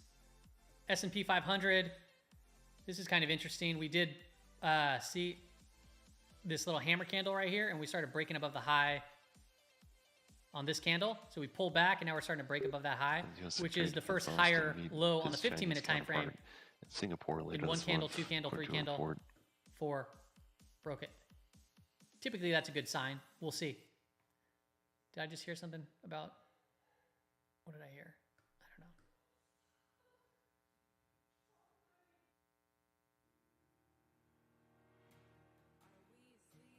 VIX is really low. Yeah, I mean, look at this. Okay, we might get some sort of, it keeps halting. I'd be like, yeah, I might look to trade this, but it just keeps halting. Not my Faraday future. That's what it is. Okay. Yeah, so if VIX is really low, you can look at something like VIX M, right? If you think that the VIX is going to go up, right? It's been getting crushed. Boom. So, this could be a potential way to I guess hedge or trade very short term. ProShares VIX midterm futures ETF. I don't know. It's a product. There's all kinds of products for VIX. I don't really trade volatility products.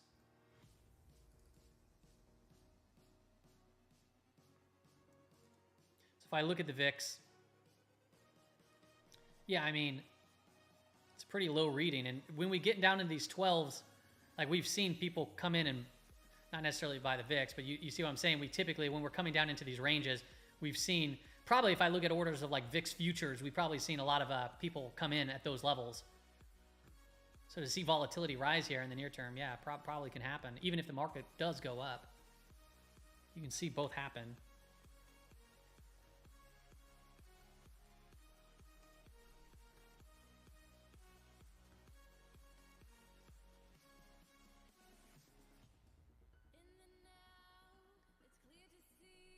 I hate this look when it like grinds like this. See like an explosive move and then come in a little bit and then move. It's way easier to trade that. This just looks like it's getting hella tight, just squeezing up a little bit, like it's almost faking you out. But needless to say, we did get that higher high right there, so it's a positive sign. Yeah, Baba's doing great. Yeah, that's for sure. Baba, especially today. All right, I'll be right back. Take a quick break. Give me a few minutes here.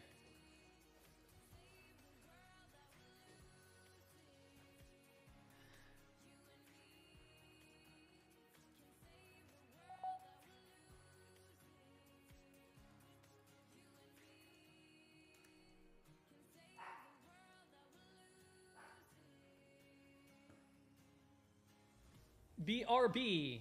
Quick break.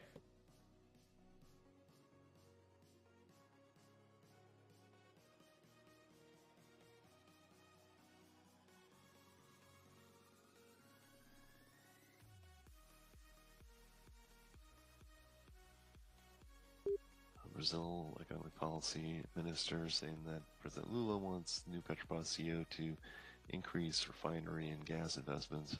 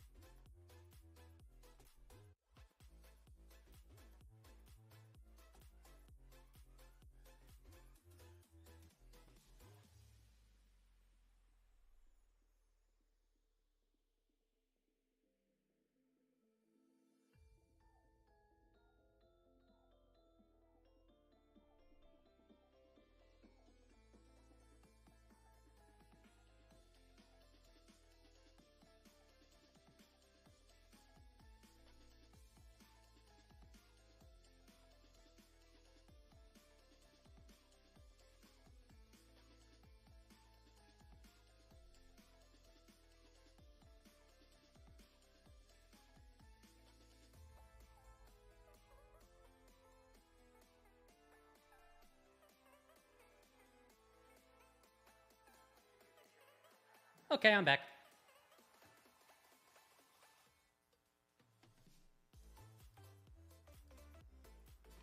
Okay, I'm back.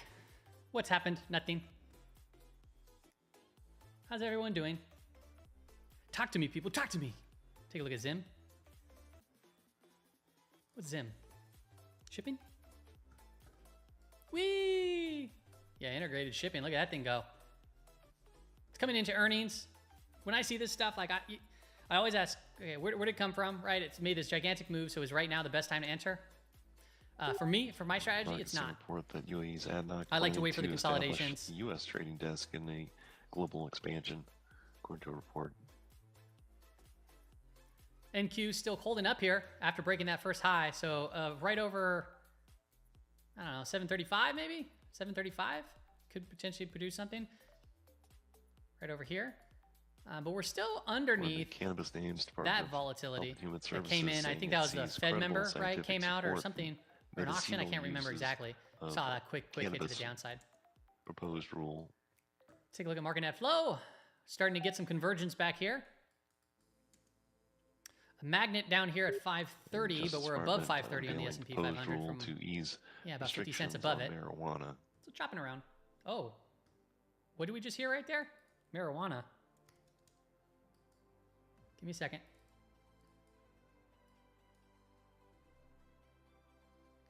I just pulled up CGC. There's other names. They said ease restrictions, I thought. MJ. Yeah, some volume coming into some marijuana names on that news. ACB, let me see here. Further in this report on the cannabis names, DOJ found notice of proposed rule to reschedule cannabis. To reschedule it. I don't know what the market's going to determine as far as bullish or bearish there. This is ACB I'm looking at. You can look at MSOS, MJ. But there's probably going to be some volume that comes in here.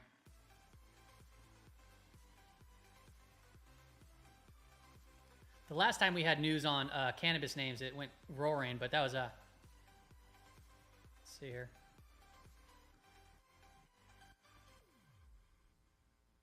Justice Department unveils proposed rule to ease restrictions. Could be a good sign right here.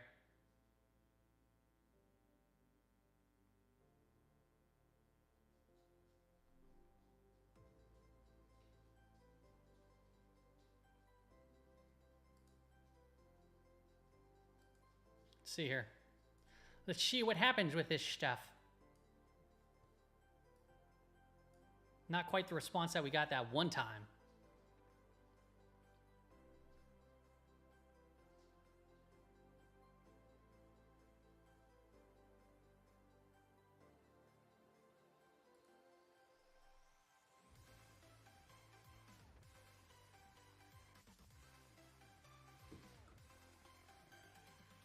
It might run, yeah. It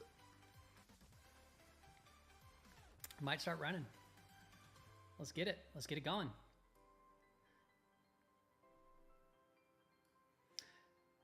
Let's go, baby. Hey, John, man. I appreciate that, buddy. Thank you. Yeah, come on into Discord. Discord's, if you guys don't know, the Discord, it's through, you sign up through Patreon, through my Patreon thing. You can link your Discord up to it, and then you get access to everything that's there. It's $9 a month. It's not an alert service. I give my watch list, my tight list, which honestly, my tight list alone, in my opinion, I would, if I didn't know what I was doing, I'd probably pay $40-50 a month for just my tight list. Probably, honestly, even more, because I know personally traders that are charging $200 a month that don't even give that good of a list or a watch list. And I know countless of them that are doing $60 a month, $70 a month. And I know alert services, which I don't think make you better, by the way. Alert services, I don't think they make you better traders. I think it gives you an idea of when somebody trades, but a problem with alert services is they can be like, they can do 10 trades, 7 of them could be wrong, 3 of them could be right, and that trader can still make money easily. And if you got 7 wrong, or got 7 wrong and 3 right, you can lose a lot of money. It all comes back down to position sizing. That's what makes these alert services very, very difficult to wrap your head around. Like, we can trade the same entries, the same entries, the same exits, and our portfolio can still be different measures because of a position sizing. You see what I'm saying?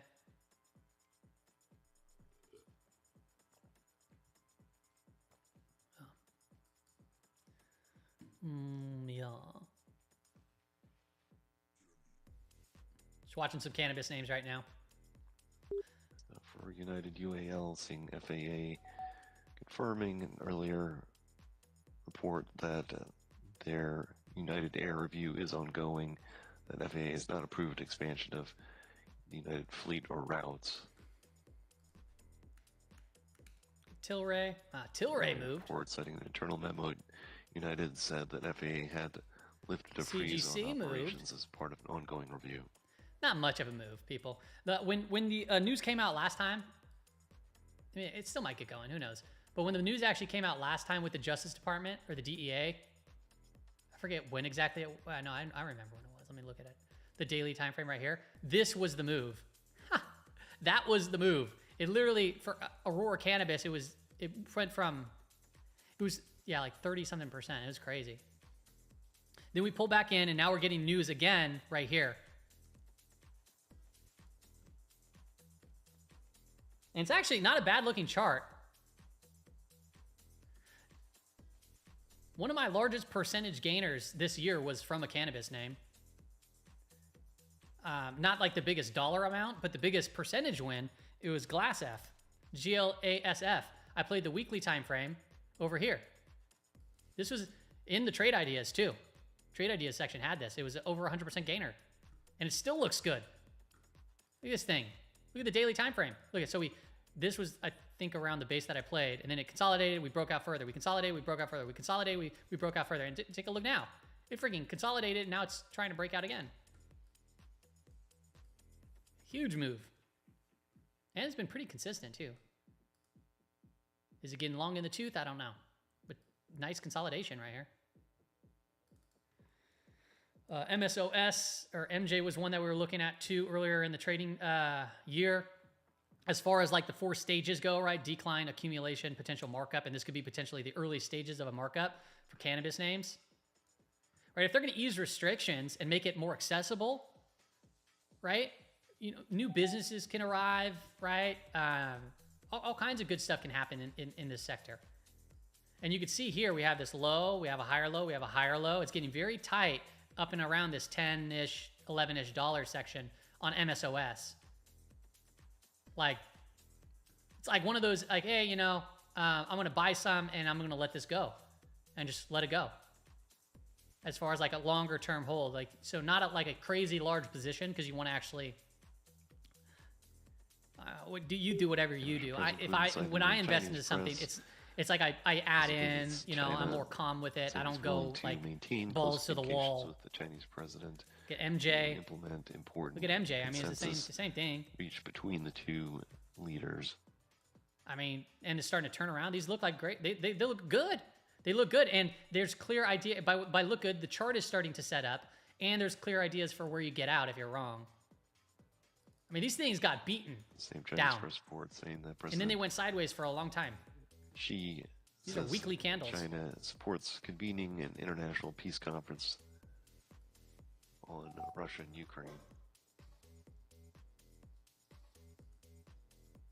You traded an option on FFIE. What's it doing now? Is it halted again? Made 100%. Nice. It halted it. No, it's still trading. Yeah. When I saw this, I was like, man, I didn't say it because I didn't want people to go do it. But right when I saw this, I was like, oh man, I think I would like looked at like, and I was thinking in my head, I would be probably shorting this thing, fading it. I didn't, but yeah. Okay. Let's see what these guys are doing. Any movement here? Nah. Nothing yet.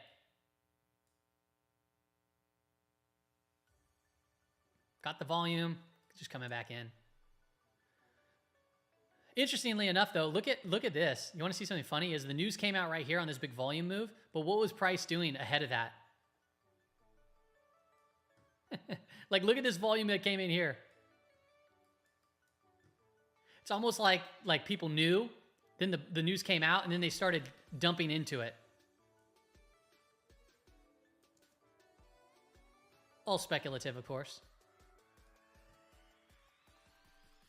But you see what I'm saying? You see what I'm saying?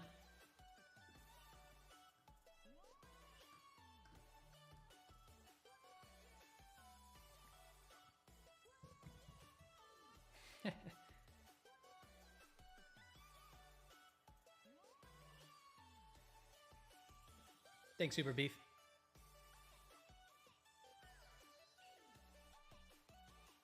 What do I think of four? F-O-U-R? Let's take a look.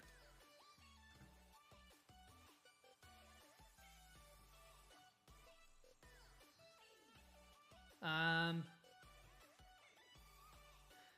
think it's worth keeping on the radar, right? There's not much of a trend going on right here, and we're seeing some strength from these lows, which is probably bringing some attention in. We have an inside trading day today, but I would prefer because if I go hey, I'm gonna enter into a position, my thought would be okay, if it goes up a little bit higher, and then I probably get out.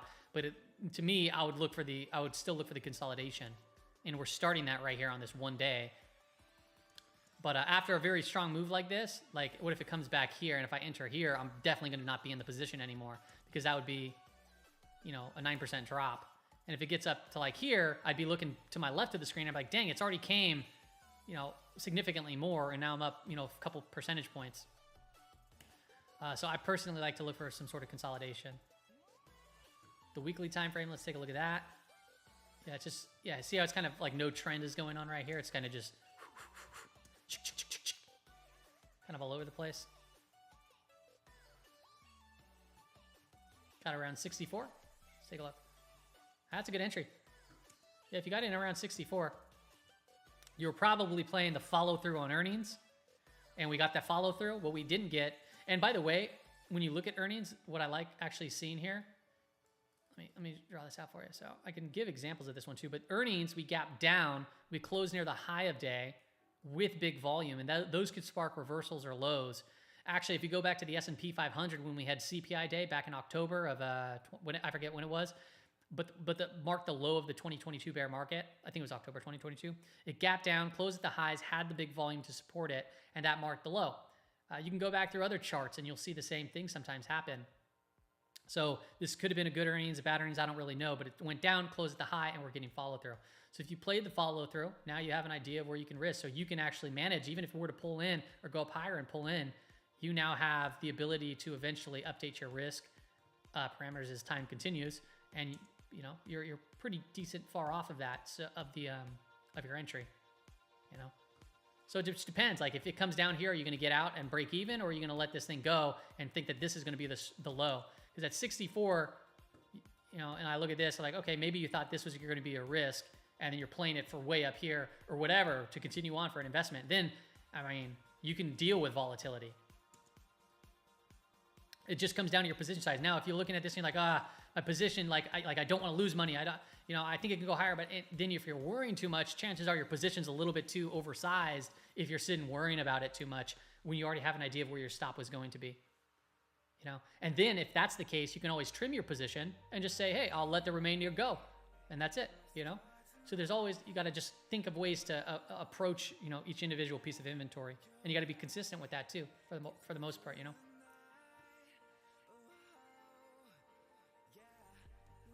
Still interested to see what these crypto stocks do, or not crypto stocks, what these what happens with this.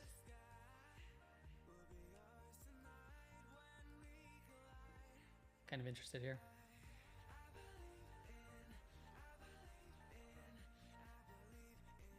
Give me a second here.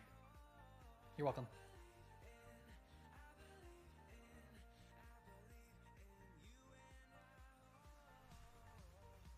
Whoa.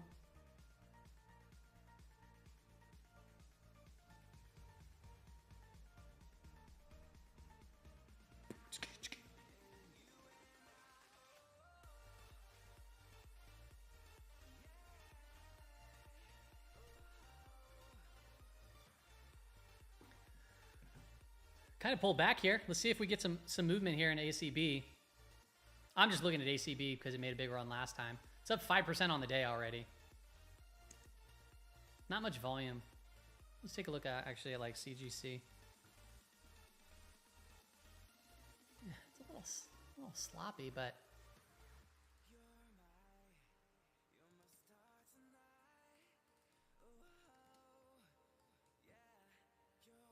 they're all kind of acting similar.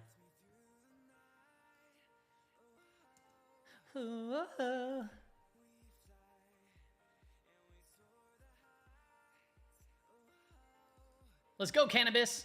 Let's make a run. Should we hop in our rocket ship? I'm just going to go back to ACB. It's just kind of a cleaner look for me.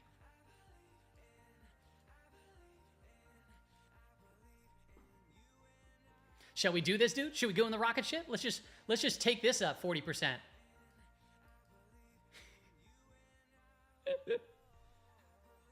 Come on, baby. Come on, man. Can we?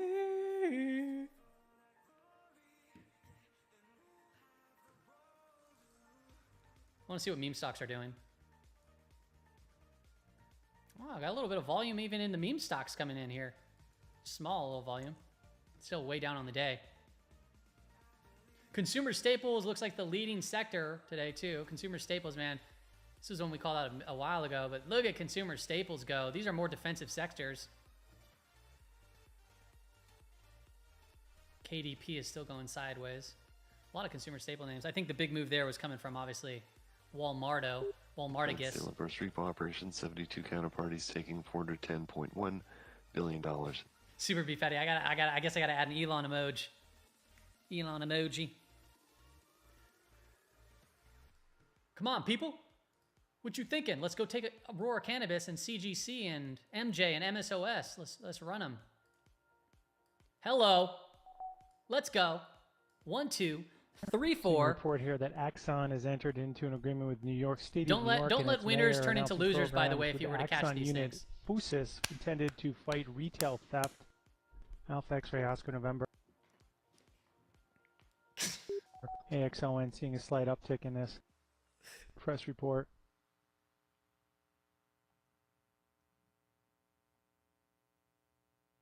Don't let winners turn to losers.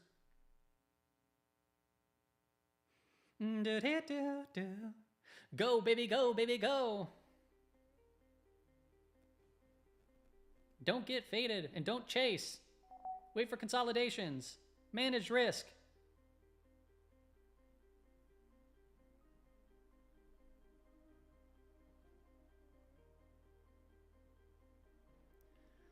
Yes, I traded. Let's go. Let's take this to the moon. All right, so one quick word if you guys are actually trying to trade these. I don't have much going on in the chats right now, so I don't know if people are listening or what. But if you were watching this whole thing happen in real time, where you saw the news came in and going over that, if you did get into one of these cannabis names, there's plenty of them. You know, the longer term chart looks good. Like, hey, you can throw in a little bit and have an investment maybe and see if it goes into a markup phase. Right now, I'm looking at an intraday time frame, and sometimes on an intraday basis, there's a lot more movement. In intraday, you can put on some size, right? But your goal of an intraday trade is trading an intraday. So you get in and you're pretty much getting out, right? Or getting in, taking some off, and then leaving it for the longer term and making sure your position makes sense for the larger swings versus these little tiny fractal swings in these 1 minute candles or 5 minute candles or 10 minute, whatever the case is, 15 minute, okay? But the goal here is if you are like, hey, I took an intraday trade and you're trading this move and it is moving, right? Boom, we pulled it back, we consolidated right here and we're starting to move from this. That's a strong move from this breakout. Look at, I mean, that was already 4%, okay? So if you manage to do that and you oversize your positions, you don't want those to turn into losers. You got to mitigate risk, manage risk. And we're coming into the prior swing high for the day as it stands in this current moment. We just broke it. So don't hold on until next year. You can, but I mean, the thing is with intraday trading, at least for me, my position sizing is a lot bigger on intraday trades. So I'm not going to hold that overnight. No chance in heck I'm going to hold my position overnight unless if I mitigate it a lot. Like, so I'll take more of a position size intraday because I'm faster, my moves are quicker, and then, you know, maybe leave some on, but like it'd be like what? It'd be like a few percentage points of my portfolio leaving on for a swing. It's not going to be, especially in a high beta name, a 10% position in my portfolio. Because I could wake up tomorrow, it could be 20% down. That means I'd lose 20% of 10% of my portfolio on a single stock, which is fine for a lot of people. You got to do what's best for you, you know? You're trolling me, Moonraker. You know my answers.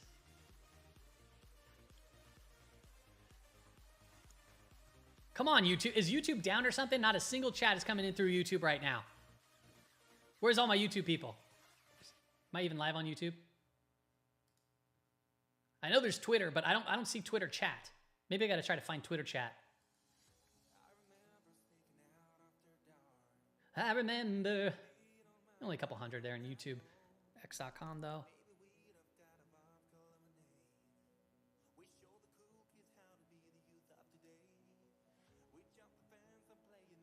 Hey, if you're in Twitter right now, there's 700 viewers. Chat. Oh, I see Epinoza. Epinoza's on Twitter chat. Okay, I see a chat in Twitter. So if you're on there, if you're watching this on Twitter, type something into the chat and let me know that you can see this stuff. Test, I am here. Test, yep, you don't see it. Oh, no, I do see it. John, okay, YouTube is F up. Falling asleep, hello. Oh, it must be like a delay or something. That's what's going on. A little bit of a delay, which I think is normal. Oh, we're getting some likes in here. Thank you, guys. Thank you. What was that? Spy's coming in. Let's freaking go, people. What's up? Not spy part, but look at Aurora Cannabis moving. Let's go. Come on. Oh, you have a call? Okay, I see you. I see the text though coming in. Epinoza. I'm watching GME. I touched on it really quickly. I'm keeping an eye here on Aurora. This is freaking killer. Give me a second here. Let's go. Guess what, dude? Guess what? Trade the News just played for over another month of a subscription. That's how we do it. Last month, or last time we had this news come out, I traded Aurora Cannabis too. Same thing. Holy macaronis. Give me a second here.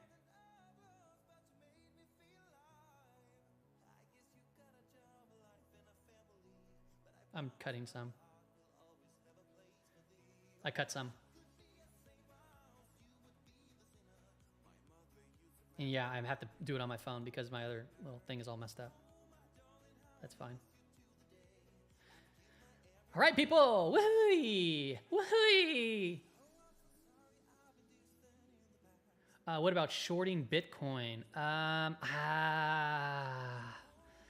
not a huge fan of shorting Bitcoin where it's at currently. Doesn't mean that you can't, but if you are shorting it, yeah, just make sure you're very focused in on your position sizing and know what your second trade is going to be, right? If you know what your second trade is going to be, like when you're going to get out, or if you're wrong, right? Or even if you're right, like when you're going to profit or move your stops and so forth. But the Sailor Shift tool is technically flipping through the rate of change, the buy signal. It just hasn't gave us the official trigger yet, too. Mid-US morning, so you could be very lucky if the sell trigger and all that stuff continues to hold and Bitcoin comes in. But I'm not a huge fan of it just Bitcoin moves too much for me, man. It just moves too much. So it has to be such a small position if I'm short in Bitcoin. You know? For me. Like small. Little peanuts. One piece of inventory, right? One piece of inventory. All right, we're consolidating up here again on ACB. I pulled off a solid 75% of the position, and I'm going to move my stop to break even.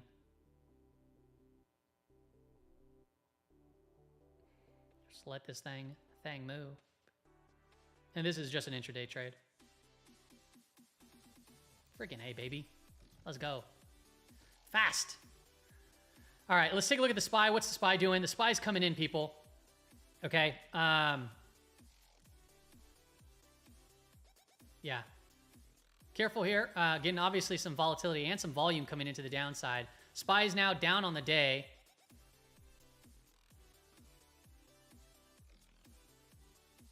Market net flow starting to wane. We gained some positiveness, but it's definitely coming in. So it's, I don't know if there was news or what happened there. New York Fed takes 410 Billy in, oh, it was the RRP program. And so there was some news. That's what's causing it.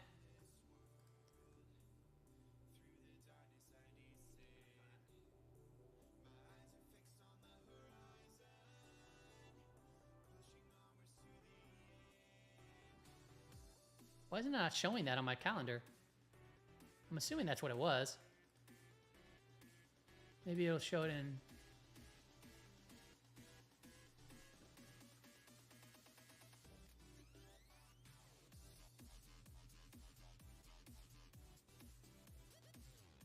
Huh, I don't know.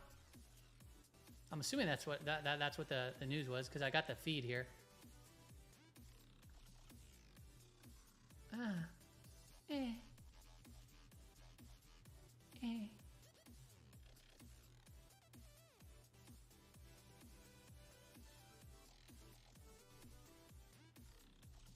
Eh.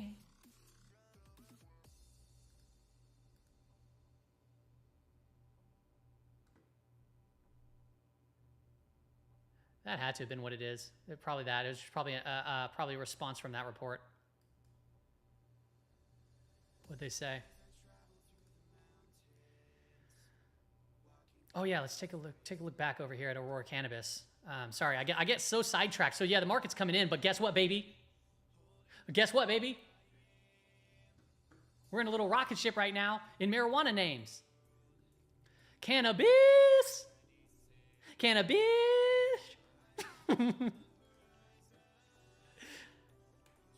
Cannabis. That was plenty of time to look at these cannabis names. We straight analyzed like 4 names and went on different time frames, and then we got this move, baby. Even somebody out in the chat said, ooh, they're gonna go, they're gonna run, and they were right. Come on, man. Who do it? Who do it like that? You gotta have fun, man. SNDL is up 5%. Nice. SPY's falling, Nvidia's tanking. Let's go cannabis. All right, I'm updating my stop again, people. I'm not letting this thing come back to break even for the final remainder. Not gonna happen.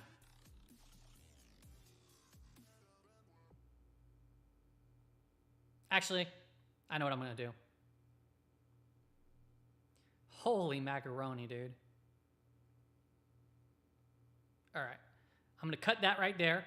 So I'm taking another 50% off, so now I'm even less. And I'm just updating my stop into this right here. Boom.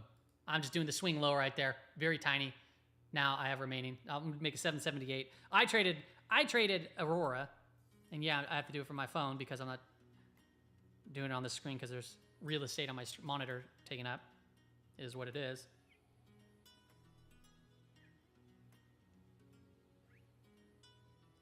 All right. Cool, cool. Now I have a little bit remaining left. What's up, brother? Thursday, cannabis goes.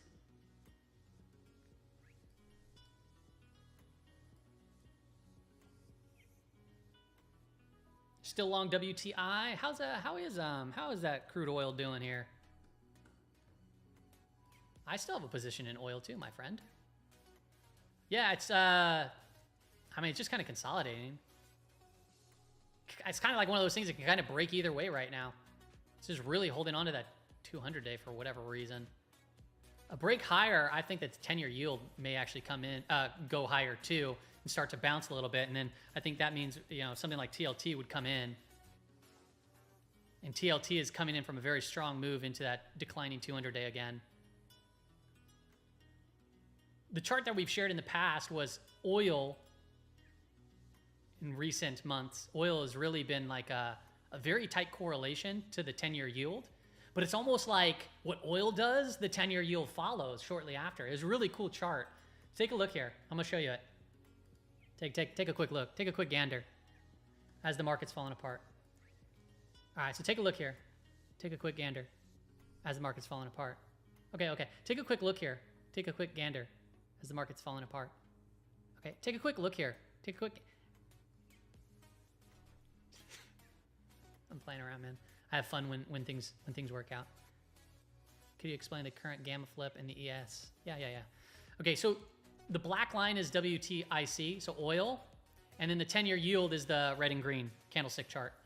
But I thought this was cool because it's like, oh wow, oil peaked right here and then went down, and then the 10-year yield followed, right? And then it went up, and then the 10-year followed, but it followed like shortly after. And then oil peaked here, and then the 10-year yield followed shortly thereafter. Well, guess what? Oil bottomed right here, and guess what? The 10-year yield followed shortly after. And then over here, oil came down, and guess what? Well, the 10-year yield, it followed there shortly after. QNMUX announcing the completion So if oil of the starts to feasibility rise program, here, is the 10-year yield going to then shortly there drilling more follow than after? 70,000 meters completed. I don't know, but it's pretty cool. You thought your YouTube was tripping out? I figured I tripped some people out with that. It is funny. See if everyone's paying attention. Okay. Be careful out there, people. Let's take a look back at ACV because I'm in that position. Not much, but... Oh, it's up 12% now. Look at us go. Oh my goodness, people, ladies and gentlemen. Holy macaronis. I should be in a rocket ship for that. Thank you, KP, for the super chat. Thanks. KP, I hope you're in the Discord, dude. Is that the same KP that's been doing super chats this entire dang time? I know Bob said thank you. Thank you, Bob. Yeah, that's you, KP. Come on, man.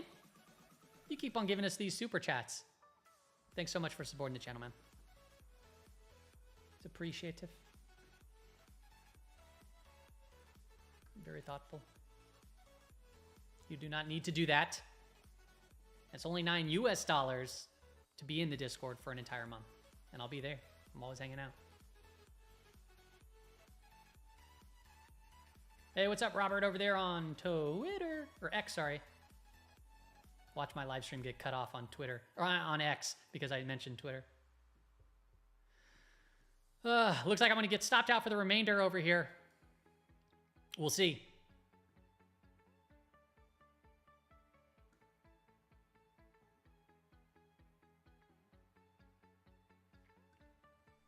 Oh, I forgot my rocket ship. That's why.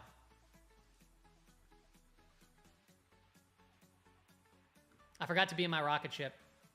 Little late to the party on my rocket ship.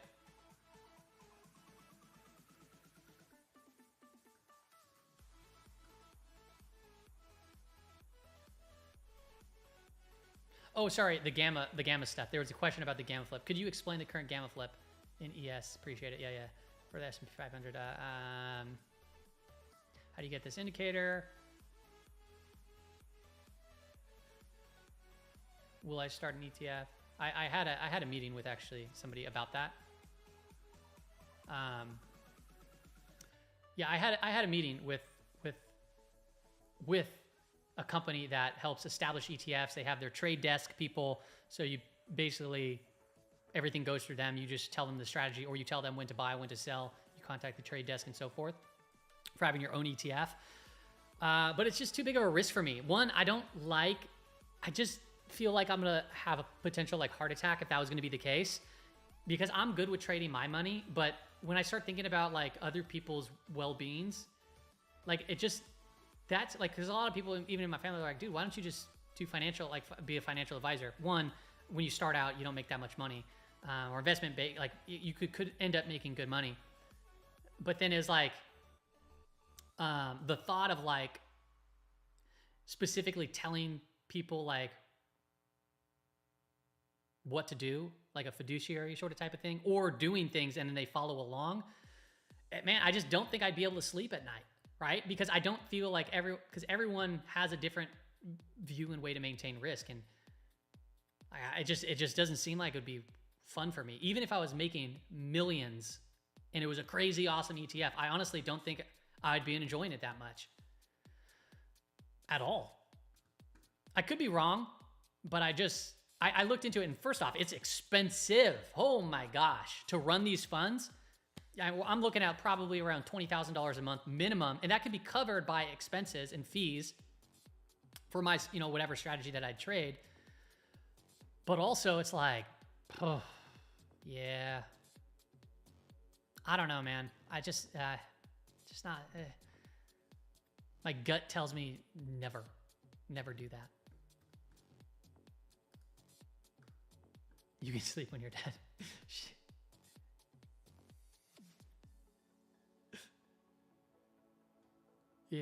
I'd rather like get sponsors from various ETFs that I like.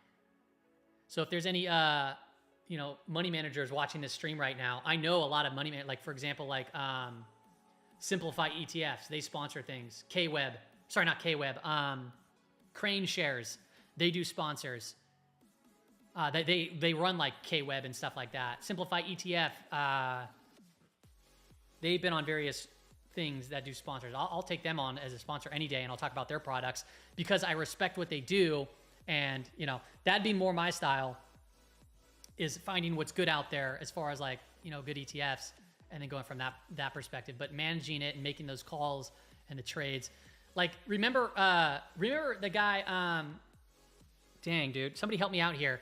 He got very big on Twitter, and then he opened up an ETF. He traded with, oh my gosh, I'm drawing the biggest blank right now. He worked at Fidelity. Peter Lynch. Okay, he worked with Peter Lynch, and he was running massive amount of spaces, Twitter spaces, X spaces, and they were massive, dude, massive. And then he opened up an ETF because he was super bearish or something, and it imploded on itself, and then they closed it down. And he's been on like Twitter every once in a while now. No more spaces. I'm really drawing a big blank here. I know someone knows, but I'm drawing quite a big blank. I don't know why. Whatever. It's been a while since I've seen him on. That's why. No, not Portnoy. Not Dave Portnoy. Dave Portnoy is funny, dude. He's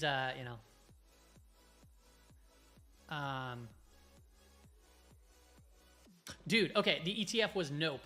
There we go. I'm remembering now. Nope. Title. Nope, Absolute Noble. George Noble, that's who it was. That's on the name. George Noble Absolute ETF. This is what it was, dude. This is the chart. Or from the Boom. The Brazil Shot economy up. policy minister saying Fell more off out on data its is face. needed to estimate the ETF flood closed. impact on Brazil GDP. It was like one big trade almost. No, it wasn't Barry. This is the chart though. And he's hella smart. Like, the guy is super smart. I think he was just making a big bet, and then it went against him, right? And no one knew what was really going on in 2022, like, or 2023 or 2020, whatever. I don't know what this was. Continuous CPR target. And this kind of stuff happens, dude. But he took a stab at it, which I give him the credit for that. But it was just aggressive one way ticket, and this is what happens. You swung for the fences. I mean, even freaking Kevin is not even swinging for the fences. Look at Kevin's ETF. Meet Kevin, PP, right? Title, Kevin, pricing power.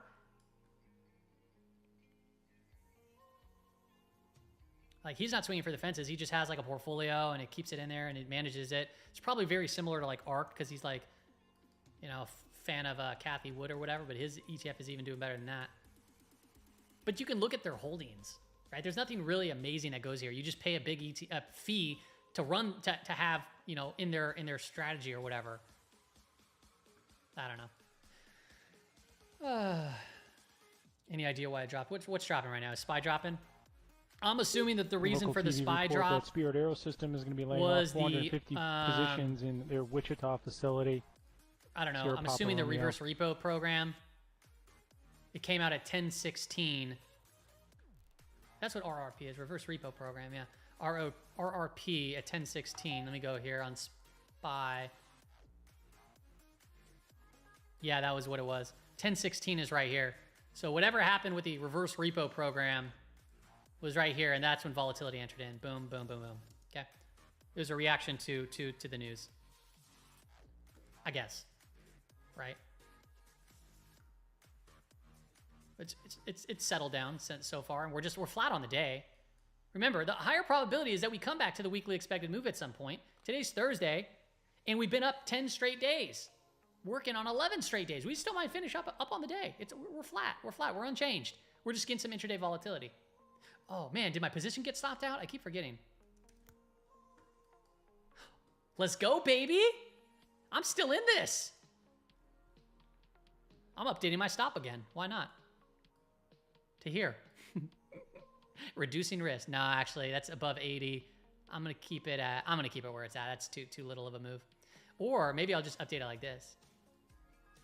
You guys tell me, should I just update my stop or just let it go? It's pretty small position, to be quite honest. I'm just gonna let my stop where it's at. Nah, I'm gonna update it. I'm gonna go 789.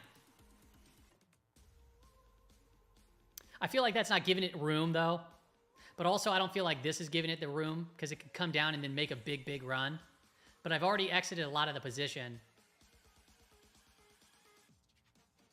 Should I update it or should I keep it?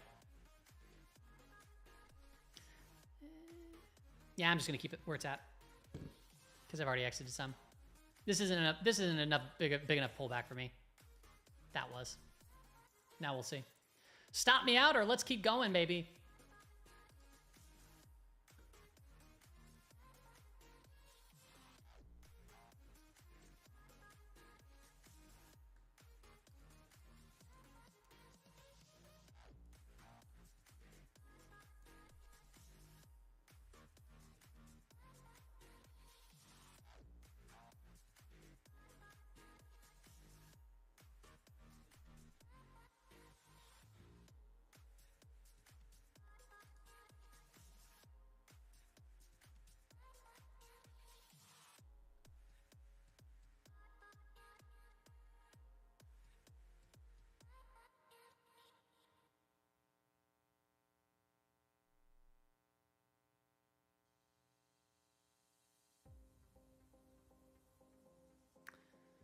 Am I long GameStop? No, I'm not long GameStop.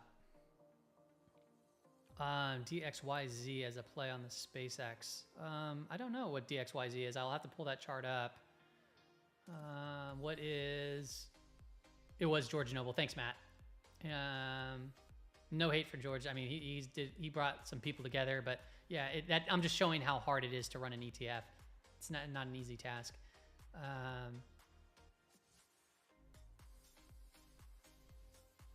Keep the original trade idea. Thanks, Vincent. Yeah, I'm going to do that as well.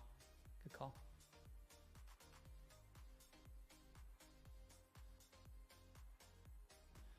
Well, we'll take a look at gold. Oh, sorry. I forgot about the Gamma Flip line again, man. I'm sorry. I'm going to go into that here. What is the repo program? The reverse repo program. It's, I don't know, like how to explain it easily. It's when, I guess when the... under the direction of the FOMC, they're, I don't know, selling a security to a counterparty that they're going to be buying it back at a specific price. Would be, I guess, a way to quickly say what the reverse repo program is.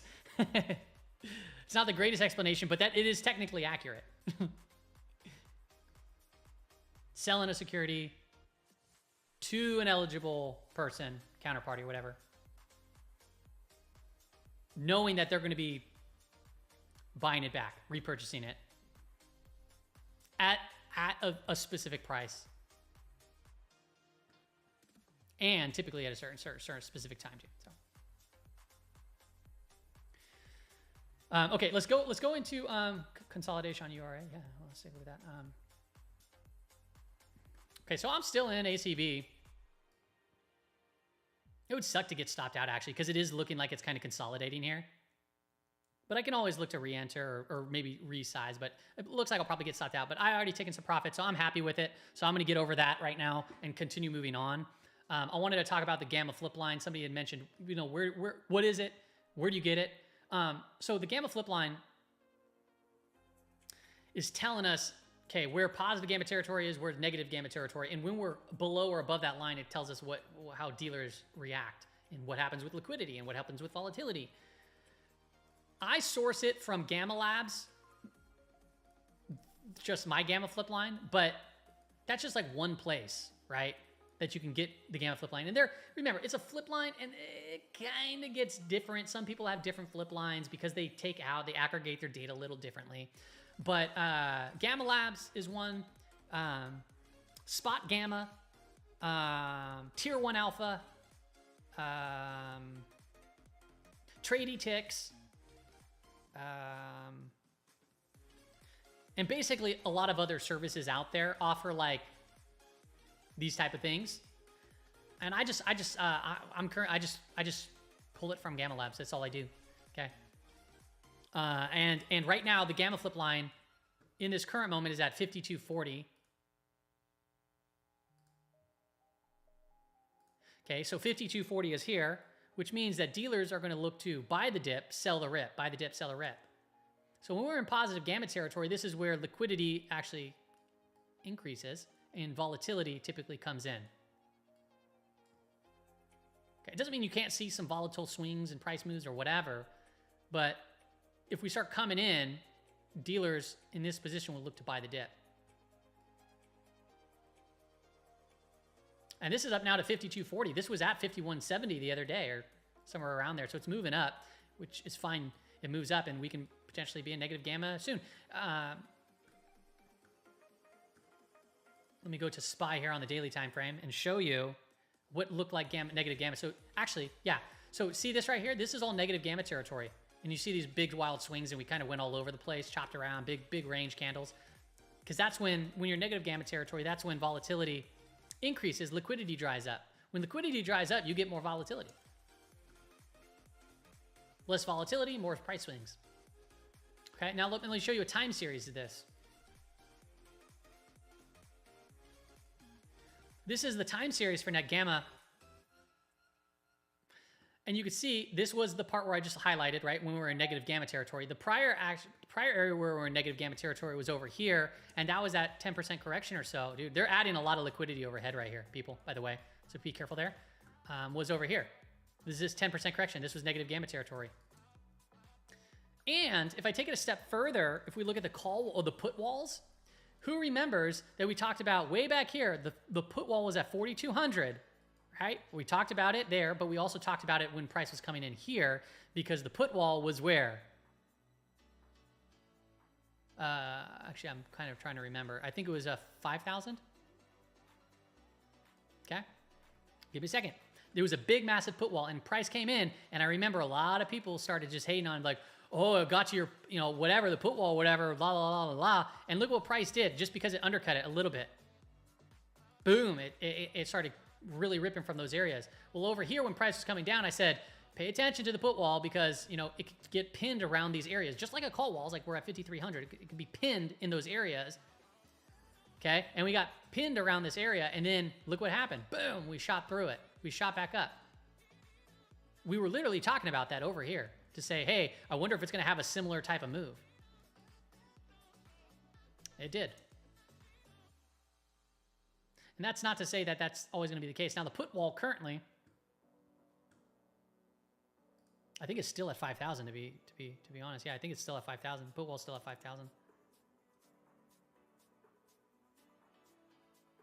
Yeah. All right, so we're coming back in. Take a look at 5,300 as a potential level of support here. We'll take a look at some of these other names. Also, we're still outside of the weekly expected move. Still no tag of the daily expected move. Losing my voice.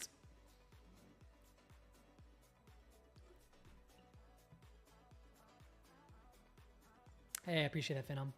Phenom. Ticket, look it.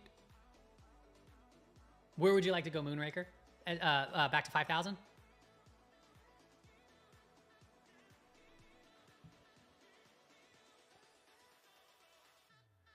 SPX is coming in a little bit here, people. When you look at the daily time frame, it's like it ain't nothing, right? It's like flat on the day, but we're coming in intraday.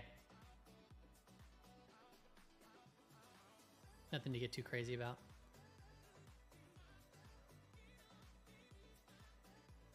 What was I doing? Oh yeah, I wanted to see. Am I stopped out of my ACB? Oh, did I get stopped out?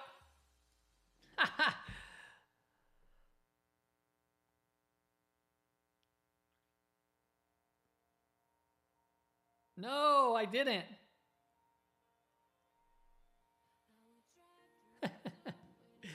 It almost wicked me out. Wait.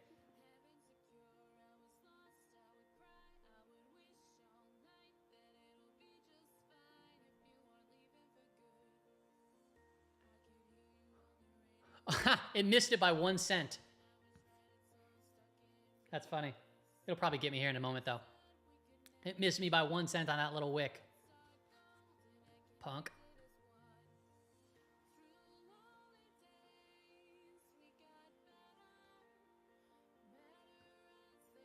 What's memes doing now? Are they rotating to memes? Because this stuff is coming. I typed in meme. I can't believe that. Nah, they ain't doing nothing right now. It's flat. What about AMC? Ain't nothing going on there. Sometimes this is how squeezes happen, though. People start forgetting about these things, and then they move again, and people get excited, but then they miss it again. Yeah. What happened to FFIE? Is that moving around? Nah, no. It's kind of holding up here, actually. Yeesh. It's gearing up again. Watch out! Watch out for another squeeze! Do I use trailing stops? No, I don't actually use trailing stops.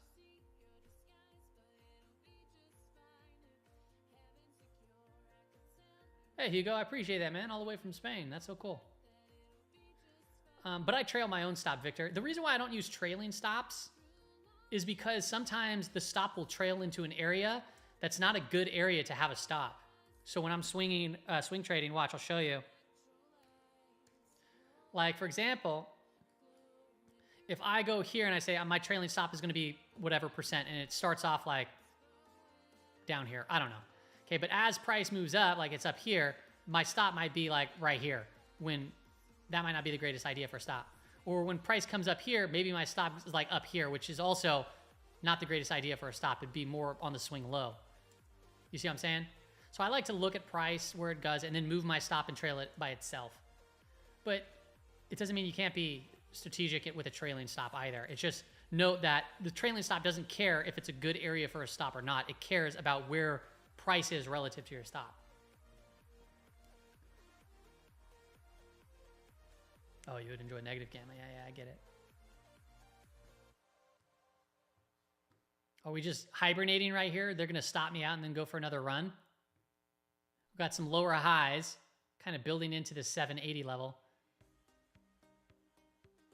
Descending. So you want to see strength come in, and you want to see it break back above 795 for anything. But now it's looking like it's a little weak. And there's the stop.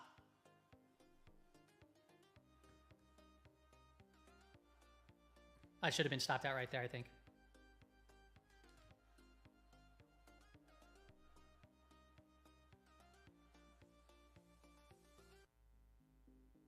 Do, do, do, do, do, do.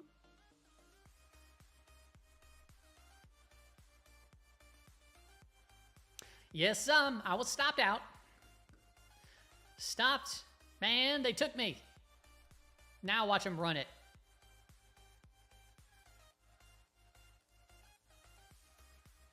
That was a great trade. So I'm not re-entering. It was a fun trade. That was good. S&P 500 is bouncing back a little bit, coming back into this area of liquidity. Oops. ACB looks like it's going to be trying to go for another run and leave me in the dust because of a single cent.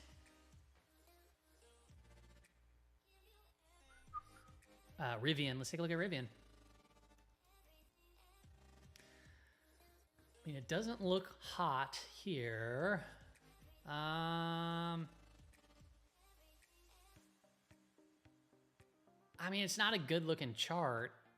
Is it like a high short interest name where you potentially want to see some sort of squeeze maybe? But the look right now, it's, you know, clearly in a downtrend. Right now we're starting to try to build back right here, right? Putting in a higher low. It's coming in a little bit here. 20 days starting to curl around, 50 days starting to flatten out.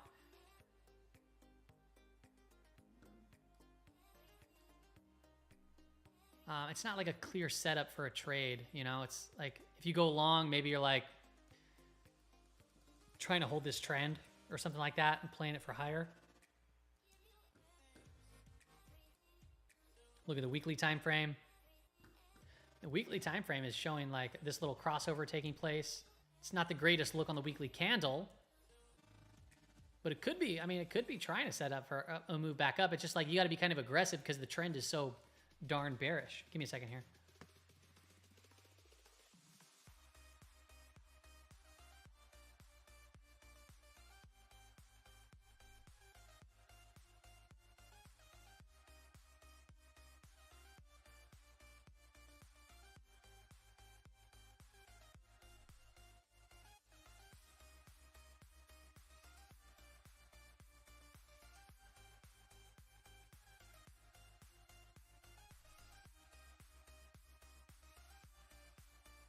Yeah, so it's a little bit hard to set up that trade.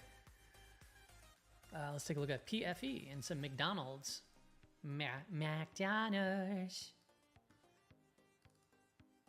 McDonald's look like a good short, but now that they're coming back with the whole like, hey, we're going to try to retain our customers back or get them back with some lower priced meals, we've seen a little bit of base being building, and we saw a little bit of a strong move of volume on that news. So right now, right, we get this, you know, earnings move that, you know, gapped way down, closed at the high, consolidated. Then we see another big volume bar come right back in, pull back in, a higher low. And now we're starting to kind of just float around. Now it's a bearish trend as it stands. So there's going to still be time, need time to recoup this, right? For the 50 day to start turning back up, for the 200 day to start turning back up. But if I'm not paying attention to that, I'm thinking shorter term, the 15-minute time frame, we got above the rising 5-day or above the 5-day moving average. We pulled back in. It's starting to incline now in price, albeit it's a little bit of a negative divergence, you know, losing momentum. So if it comes back in, you know, and the 5-day moving average continues to trend up, could create some opportunities there for McDonald's to eventually potentially break out of this sticky area, which is roughly at about, you know, like 275, 276, 75, right around here, you know. Cool.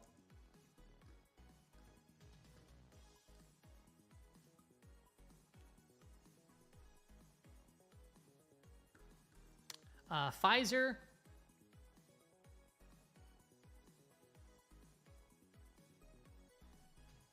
Pfizer's a pretty rough trend here too as well, and it's making a comeback. But do you see how the comeback's like hasn't really digested? It's like basically straight up like this, like a wedge. I would prefer to see the volatility break, expand, like either to the upside or the downside, and then just start to see it tighten up again for a potential move. But right now it's getting very tight with an inside trading day. But it's like, okay, what's my upside potential target? Maybe up to 30. We're still in a pretty bearish trend, so I'd prefer to see consolidation, but the consolidation to take more to the bottom right. The 15-minute time frame above a rising 5-day moving average, it's still holding up, so you can potentially create trades for the shorter time here too.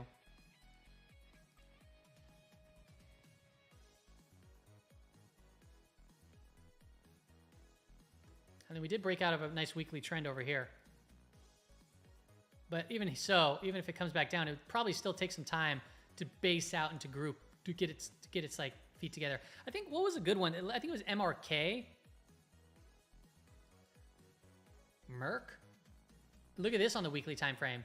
This one's coiling up pretty tight, and it's in a bullish context. Is this healthcare? I can't remember. But this one's consolidating very nicely here for the last 5, 6, 7, 8 weeks. The daily time frame was one that we called out right here on this day, breaking out, pulled back in, and we saw more volume come in. It's consolidating again. I mean, that looks pretty good to me. Earnings already passed. I mean, this looks like it wants to break. And if it breaks just this little daily thing, a measured move, you know, could take us up to 140-ish. Might take a couple more days. I would like to see this come in a little bit more. Again, like kind of like it did here. And then boom. And then get a nice move.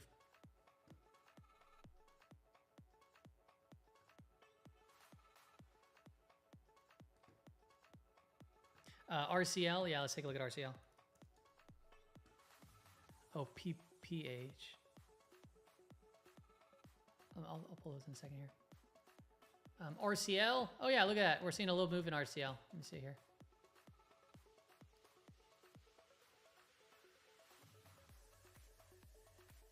Nice little flag. Nice little breakout in these very small time frames.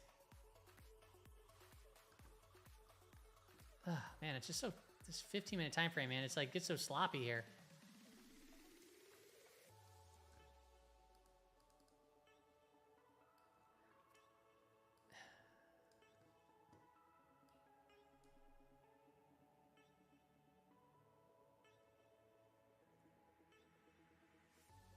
Yeah, so 144 would be like kind of like considered the breakout. So we just hit a new high today for the year. Okay, so now it's coming back in from those areas. So if you play that 144 breakout or on this little pullback or this candle, right? The stop, in my opinion, so you would structure the trade looking at where, you know, your stop would potentially be. And the ideal areas for stop, I mean, this is 1 day separated. So if you're going for a longer swing trade, let's see what the risk is here. That's minus about 7 or 8%. So make sure that you size correctly. But this would be an okay area for a stop, or if you give it more room, it'd be down here if you're trying to trade for a longer trend continuation.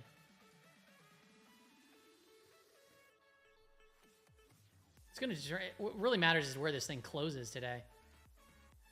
So what I mean by these stocks like RCL, they're kind of all over the place, man. They make these great moves, and then they come back in. It's like, what is this? It makes it so difficult to trade it on the shorter time frames. So on the daily, you got to give it a little bit of room. Maybe even look at the weekly.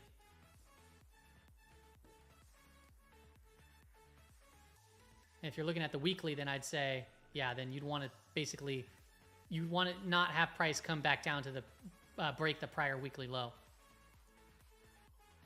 This weekly low, which is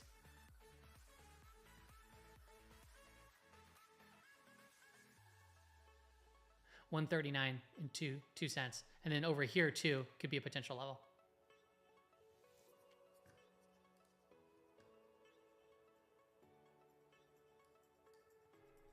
Yeah. Holding up good. Whatever that weird volatility was right here though. And this could be due to sometimes the S&P 500, right? It could be because of, like, when did this happen? All right, watch. Let me see. So 10/16, that report came out. Let's see how RCL reported right around that time. Yeah, look at this right here was when that report came out, and it came down with the S&P 500. That's the unfortunate thing is, like, it correlated pretty well with the S&P 500 pulling in.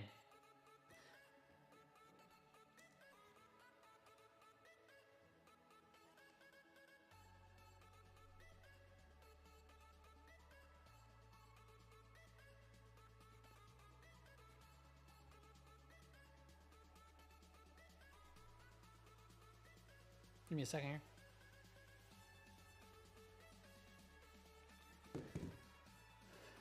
Okay.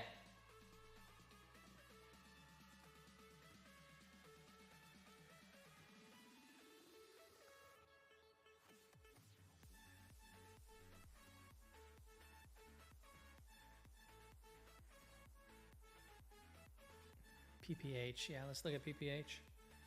So this is a pharmaceutical ETF. This is also, I mean, this looks good. It looks great, you know, coming back from this, you know, recent volatility, but Once again, like it hasn't consolidated. It's kind of just straight up. So I prefer once again for this thing to, even if it overshoots it, to eventually tighten and then play the move through that level. Another one is like pink. This is a healthcare ETF too. This one's pretty darn good. Not near the highs, but it's also, look for these consolidations.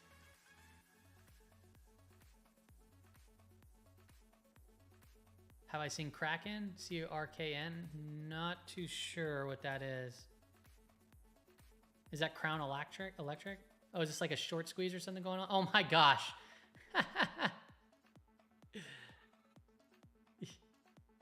These penny stocks are going bonkers, man. It's up 732% on the day.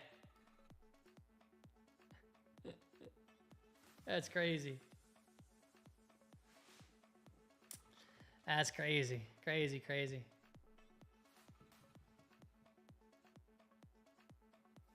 All right, Google.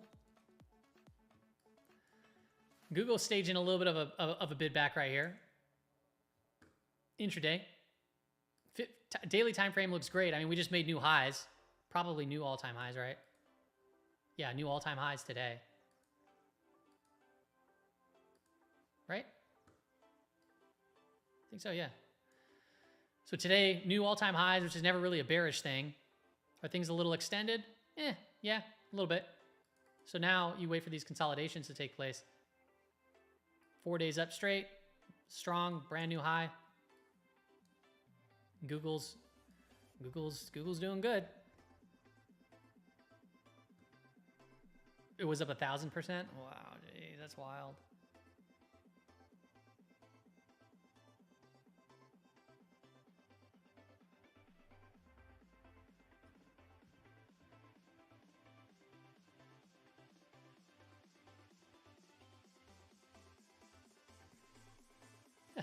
Yeah. I don't know. Was that a meme stock that was on Wall Street Bets, that Kraken thing? I mean, it's pretty funny. Go figure. They target one that's like a meme name, right? The Kraken. Release the Kraken.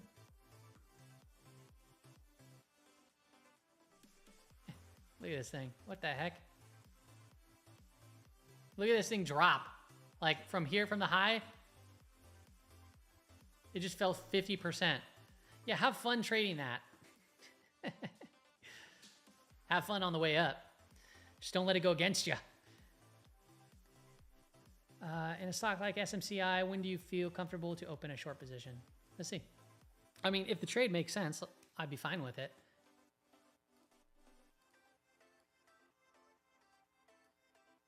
I mean, I don't like shorting. So NVIDIA is about to report earnings, and if NVIDIA blows through the moon, right? If it starts moving up, I feel like a lot of these names might move with it in sympathy. So I'm not a huge fan of like, hey, yeah, like trying to short it. But if I go here, I'm like, okay, I'm gonna short SMCI right here after a breakout on big volume, mind you. But you're shorting a declining 50-day. Be like, okay, where's my stop gonna be? Okay, well, my stop's gonna be here or here or here, wherever. Then you got to be like, okay, that is a minus. It'd go 12% against me or 20% against me or 30% against me. You need to make sure your position sizes allow for that move, right? Because if you oversize it and you're down 30% on a position, oversized position, you're going to get blown up. It's going to be way hard to make that back. But if you're like, I'm going short here because I think in the long term it's going to start coming back down to way lower levels, okay? Then you pick your area, right? And then back into that risk and let the thing breathe and move and go from there. But as it stands right now, I mean, like you'd be shorting into a massive day the prior trading day. And as I said prior in many videos, shorts, trends don't stop without like some sort of fight. These trends in bigger names that have a lot of attention, they rarely go down without a fight. So like, for example, this right here, everyone apparently caught this short perfectly. Okay. And everyone's like, haha, yay, I'm so perfect. And then they're like, that was a topping candle, but then it shot right back up. And then people are like, it's back. And then it came back down. And then it went back up. So, and then, oh man, we saw huge volatility, but now we're back up here. And where are we all from that entire candle right here? We're right in the middle of it. So understand that, like, yeah, shorting these monster moves, whew, You got to allow for that volatility with those positions because it is not an easy one-way ticket to short. Shorting is way harder because you have to deal with the rips, and the rips can be very aggressive. The fall can be aggressive as well, but the snapbacks also, you know.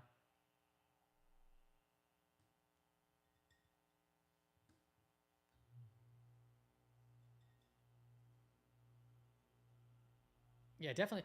And that's just not Hugo. That's not like just SMCI. I would say avoid oversizing any position relative to your portfolio, right? I always tell people this. I'm like, if you just made 2% a month, that's 24% a year. If you make 2% a month, you know, think about it. You'd be doing, and if you did that for 20 years, 10 years, you're one of the best traders everywhere if you can consistently do that. And the reason why I'm saying 2% is because you'd be focusing on something smaller, but in the near term, people are focusing on these big gains and big, huge moves. Like, oh, I made 30%, I made 40%, I made 100%. It's like, okay, but can you make 2% a month consistently for 20 years? Or 3 years? Right? So, and the reason why they don't is because when they lose big. When they make money big. But overall, right, their base hits are significantly less than their drawdowns. And that like another thing that I like to share with people is that illustration of this, right? This is your timeline. Okay, here's when you started, here's where you are now. Let's say it's for a year or whatever. And you have, these are your green trades, right? You're like, made green trade, made a green trade, made a green trade, made a green trade, made a green trade. You know, green trade, oh, green trade, oh, yeah. Woo, I made a big one right there. And then you have a couple base hits because you're like afraid like of losing money. But then all of a sudden you say, you're also taking losing trades, you know?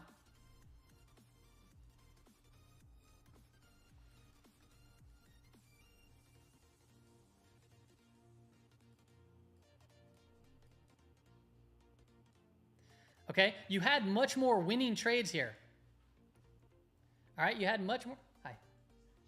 He's right here. He was just playing around, swinging around. No Chick-fil-A sauce? No Chick-fil-A sauce? Lemonade, all right. A lemonade, all right. Okay, so you have a lot of winning trades. But you look at this and you look at these, oh, wow, I took these two huge losers, and these two huge losers basically whip all these gains away from you, all right? So if you can focus in on the 4 things that you can control, which is what you buy, when you buy it, how much you buy it, and then when you're getting rid of the position, okay? You have control of not where price goes, but how you can control your bottom line risk. So imagine what happens if you say, oh, I don't let losers go past this line. And then all of a sudden, you know, say if your P&L here was minus 5% overall or whatever, maybe you were a losing trader that year or month or whatever, but then all of a sudden you remove these 3 big losing trades. Then all of a sudden, instead of minus 5%, you're like up freaking plus 10% for the month or the year or the whatever you're doing. So you got to focus in and control on those things that you can control, right?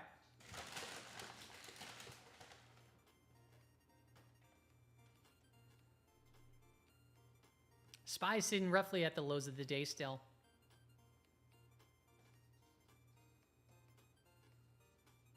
Am I drawing the gamma levels? No, no, EJ, those aren't the gamma levels. Well, it shows a little microphone that's mute or a speaker that's muted. Is it because you're muted? No, I was drawing I was giving an illustration of a portfolio of how to, you know, focusing on managing risk and let the winners take care of themselves.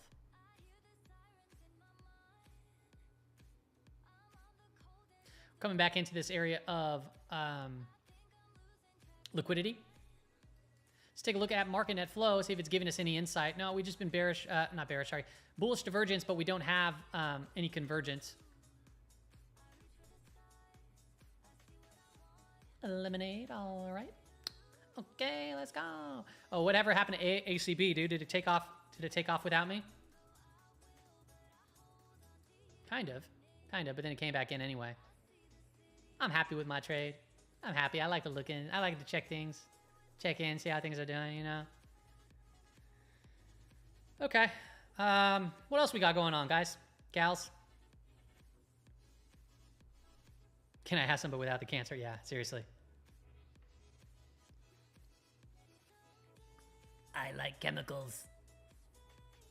Yeah, we looked at Hood a little bit earlier. Hood looked good, but it looked good on a larger time frame. So if I look at the daily, it's like a little bit too crazy for me here.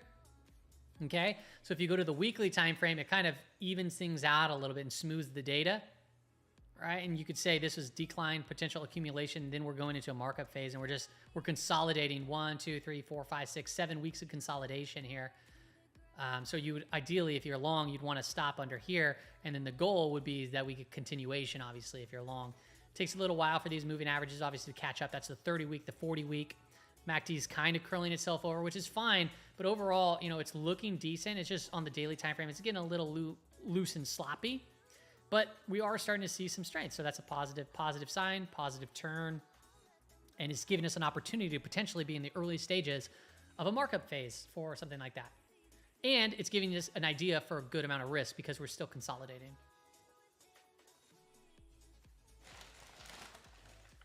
Yeah, can we look at NASDAQ? So market is moving down a little bit here. Coming into that 5,300 level, right? Are we shocked? Shouldn't be. Yeah, NASDAQ broke down outside of its opening range. Sitting at lows of the day.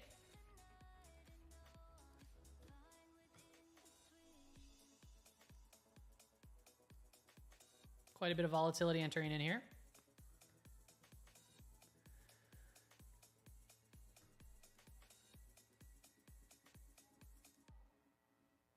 Ooh.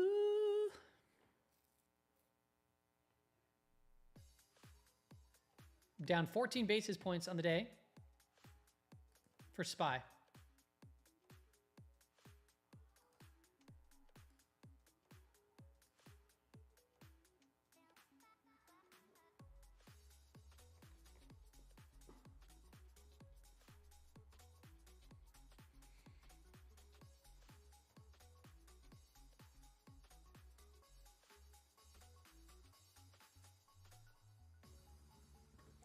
See what memes are doing here while we're seeing. And by the way, while we're coming down here, there's still some supportive bids that keep stepping into the marketplace. They're trying. Like, they don't want this thing to fall, but I mean, they're coming back in, right? And then we get some more more liquidity overhead too as well. It's a little dangerous, a little volatile, a little loose and sloppy, and you can see that here on NQ coming back in, right? We break this range and we snap back. That's why, like, sometimes shorting is very hard. The short can be very aggressive and quick, and then it comes right back up, you know? So you have to withstand that type of volatility if you're short. Not too far off at 5,300. Let's take a look here. We're still pretty well off the weekly expected move for SPY.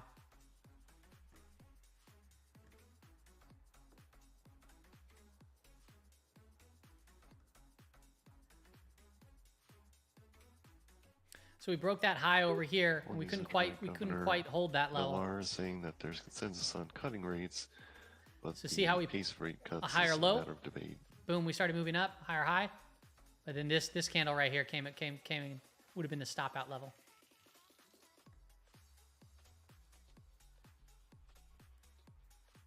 Snap down, came back up, following through. Some pretty large range candles here.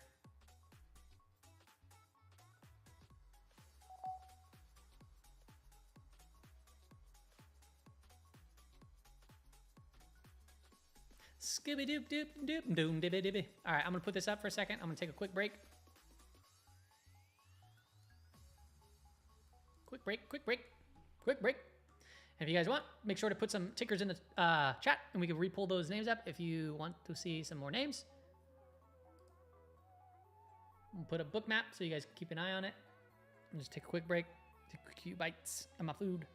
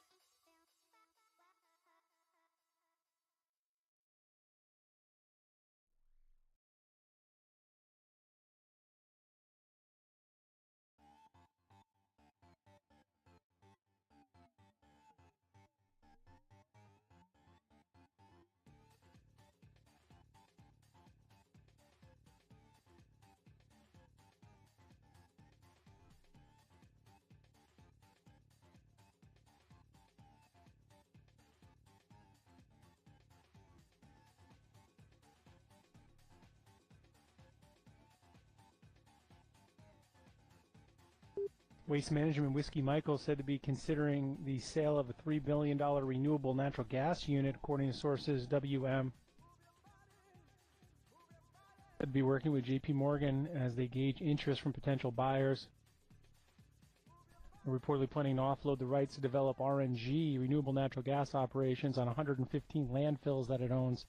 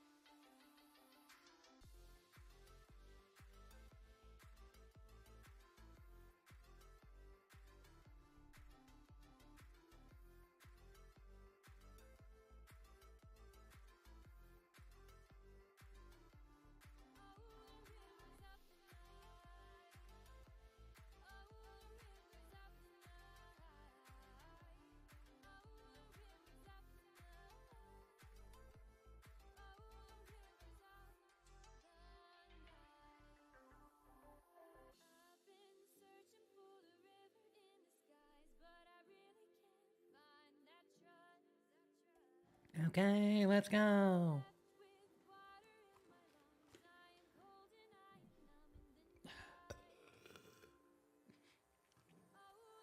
Gross.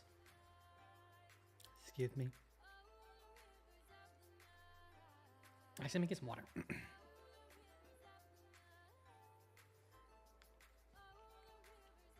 Be right back. I need some more water.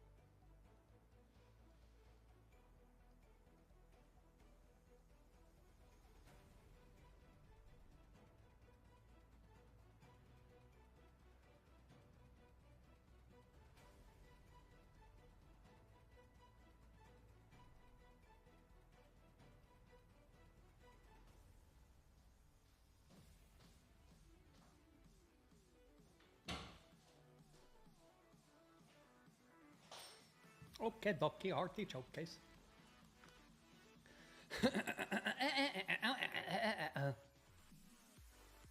Hi. Woo! All right. Thank you for being patient with me. Let's take a little break. Situated.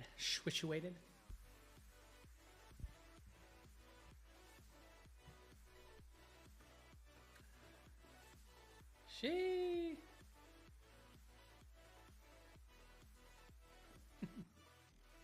All right, what are we doing so far on the NQ? We are trading within the very first 30-second opening range. S&P 500 is down 5 basis points. A whole lot of nothing. Market at flow. No convergence, bullish divergence. A whole lot of nothing. S&P 500 still outside of its weekly expected move. We're above the gamma flip line and we're above a rising 5-day moving average. A whole lot of bulls. Higher probability is that we come back in, but like I said, trends don't go down without a fight. Remember, we have the back of CTAs, the buyback window, right? Here's a chart of CTAs. You can see when it was way up here, we were talking about how things are pretty much maxed out long. And if we start hitting some key levels, we can get some downward convexity. That's exactly what happened. And now we're starting to get a little bit of uptick. So CTAs still remain a potential buyer in the market.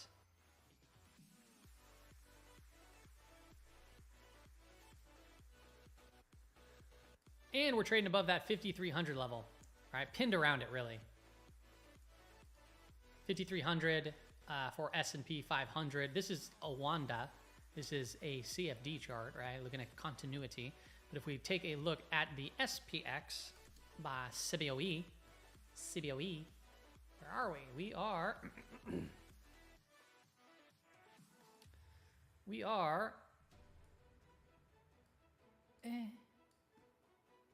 we're about 6 points, 7 points, right from the 5,300 pin call wall. Let's draw this in too while we're here. A weekly expected move for the SPX.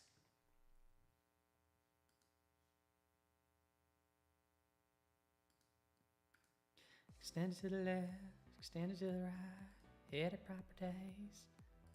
What is 5290? 5290 and some change. 5290, which is also a pretty important gamma level, has been. And that's way down here. Scrum dumbly dumbly dumptious. Okay, so we're right here, 5290. Not too far off. What did we do yesterday around that level? Take a look. We came into it, we moved around, and then we started squeezing past it. Woohoo! And now we've moved a little bit further, and now we're kind of just sinking back towards that level. Still holding above it though.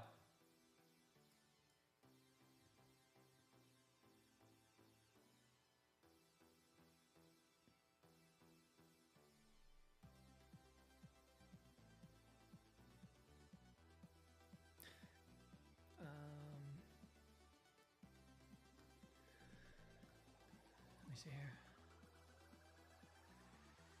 Yeah, exactly. When we're pinned, man. Well, for example, like we don't know. So after option expiration, which is tomorrow, you can have a lot of this stuff roll off, and we can see where traders are reaching for after that point. Could be very similar. Could still be in the same area. But man, if they start really reaching out further, sheesh, we may be going for that 5400. WM. Let's take a look at WM. Waste management. Waste management. Looking good, man. DJ, nice chart. Yeah, good chart. Take a look. We've got ourselves price action. That is It's gone through the close of pit trading in energy markets. WTI crude futures finishing the day up close to 0.9% at 79.32. We got about 25 minutes to go to the close of pit trading in bond markets, and yields are on the move higher. 4.793% in the 2-year, 4.377% in the 10. Yeah, wow, they are about moving 4 higher. basis points now in the U.S. 10-year yield. Yields at the high of day. Dollar. Israel finance minister saying that they plan to impose a 100% tariff on imports from Turkey until the end of Erdogan's term.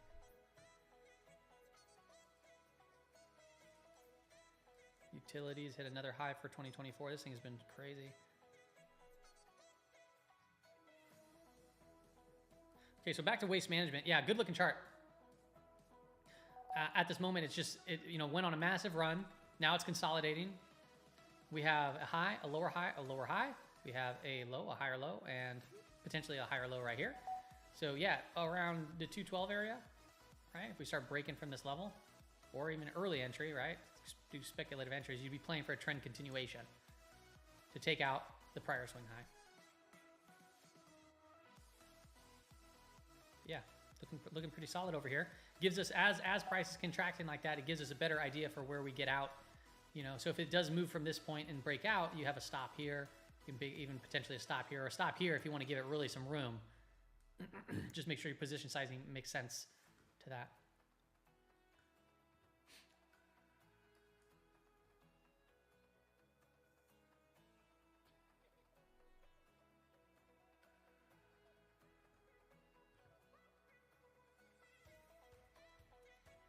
Waste management, top performer in your retirement portfolio. Nice.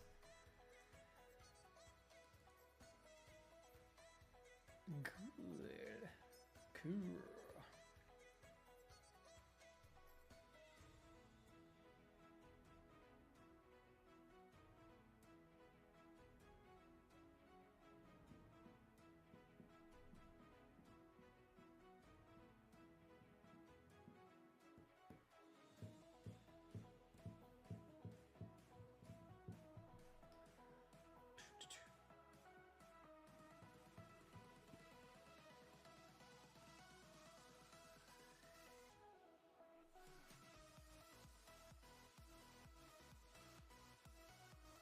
Heat maps looks very mixed today.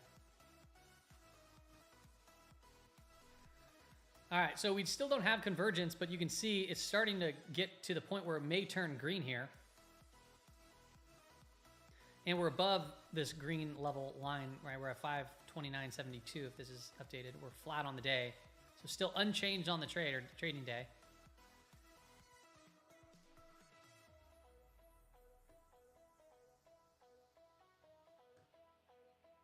SPY is literally flat on the trading day.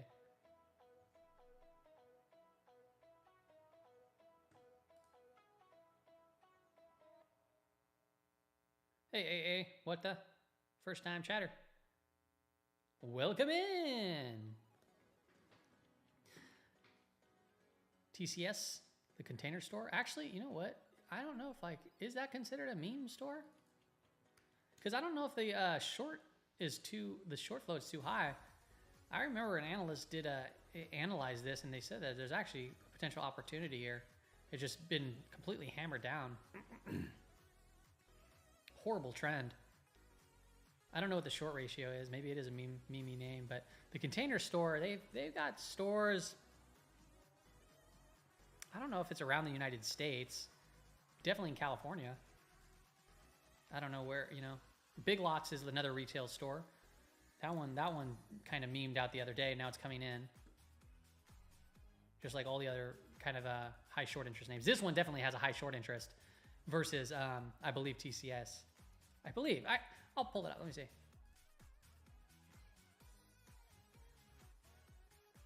DGII, crypto trader. You want me to pull that up? Yeah, I can probably pull that up. I'm not too sure what that is.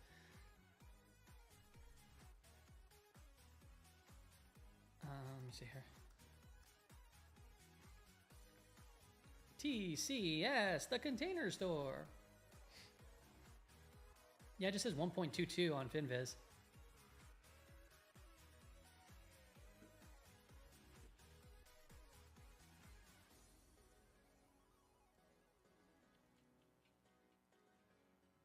Hey, who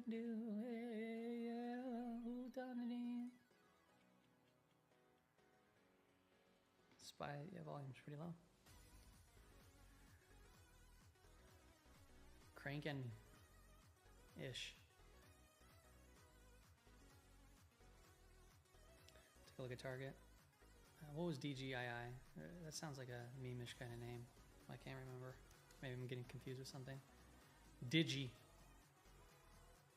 Is this like a Chinese company by any chance? Digi International?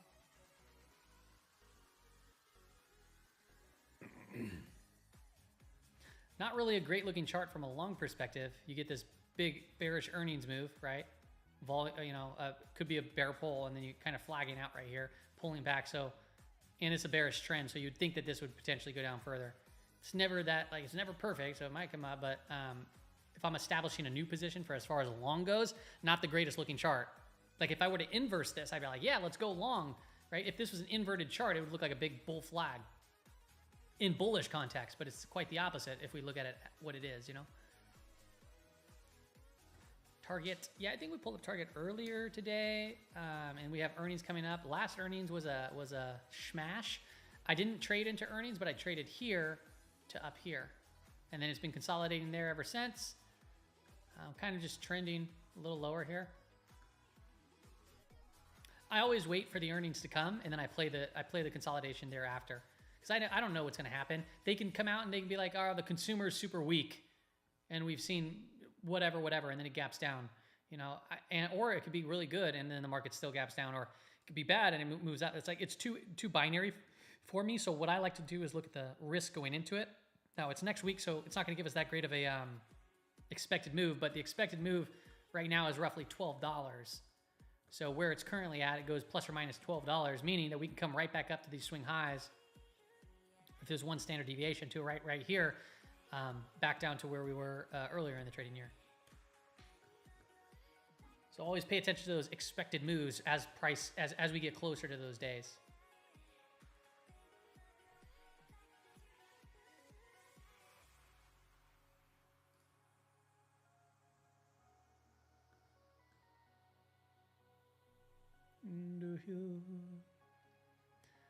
Market's rebounding quite a bit here. So far, it's just kind of rebounding. Getting back outside of its opening range, NQ is.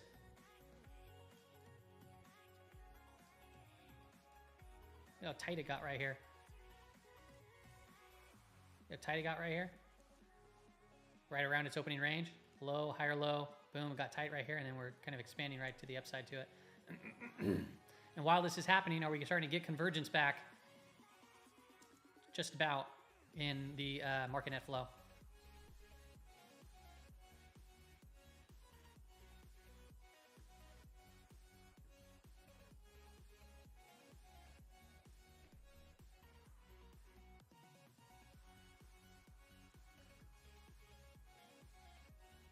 Target has a subscription service?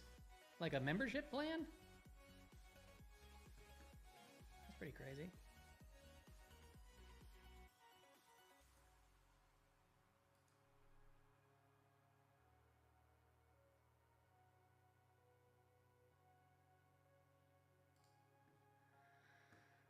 Not much today, people. I traded, I guess, Aurora Cannabis for a day trade. And then I entered into a swing for Tesla. Other than that, pretty calm day.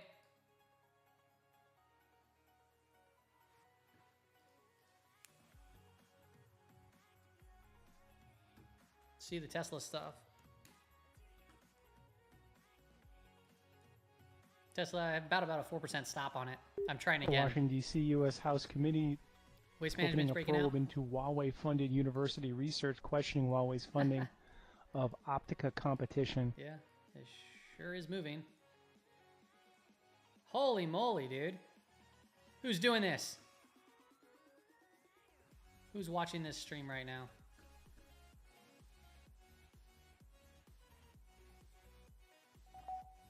Who's responsible for this?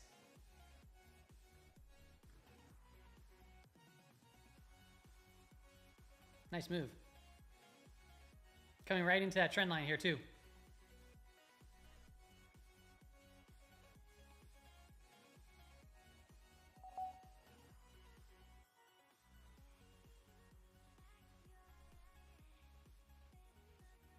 Oh, there was news on it while I took a break?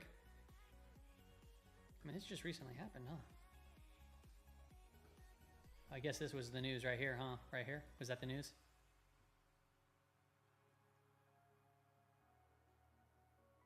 $11.21. Ah!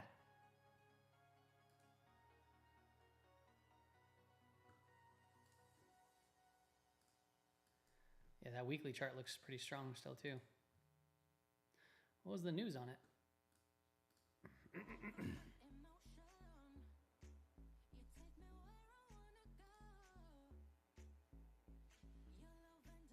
Reportedly considering sale of its renewable natural gas.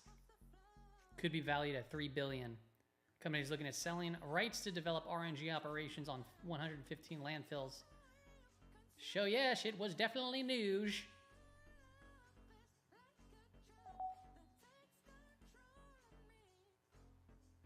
Intel? Intelli? Wait, what is Intel's Q? INTC. Yeah, there we go. Intel making a little bit of a run here too. This one got beat up. I don't know if I didn't really trade this one. But nice little wedge, and now it's breaking up to the upside. Kind of going far and fast right now.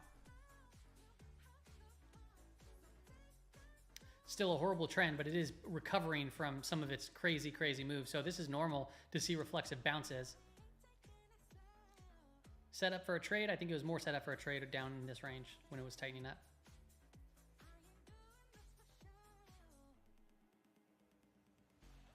But it might consolidate, right? I think very similar if you want to see a chart that kind of did this same thing. Look at see how Lulu kind of moved up and then it came back in. Now it's dumping a little bit here.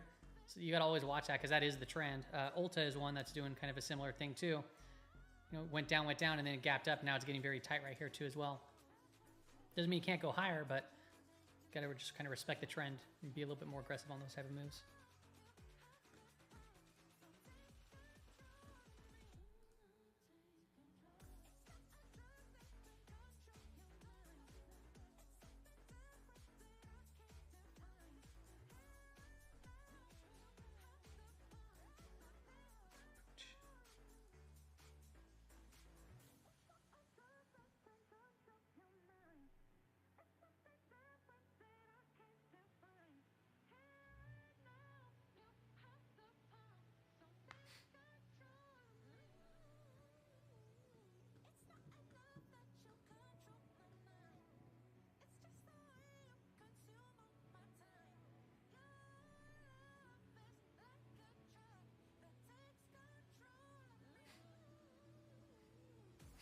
Everyone's starting to, I'm looking at my Twitter feed, dude. Everyone's talking about the Roaring Kitty stuff and then like the GameStop and all that stuff.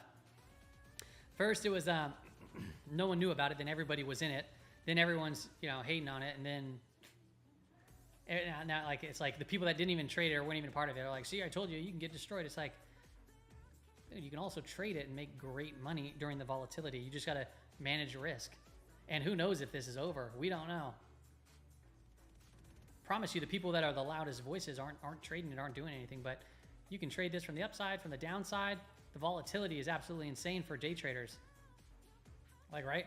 If I were to trade this, I can potentially short this right down to around the lows, right? And if that's the case, I mean, those type of moves, I can get 1%, 2% moves very quickly from an intraday basis. Yesterday I made a trade darn near 20% on GameStop, and GameStop was down 18%, and I went long. So GameStop was down 18%. I made almost 20% going long GameStop on a single trade.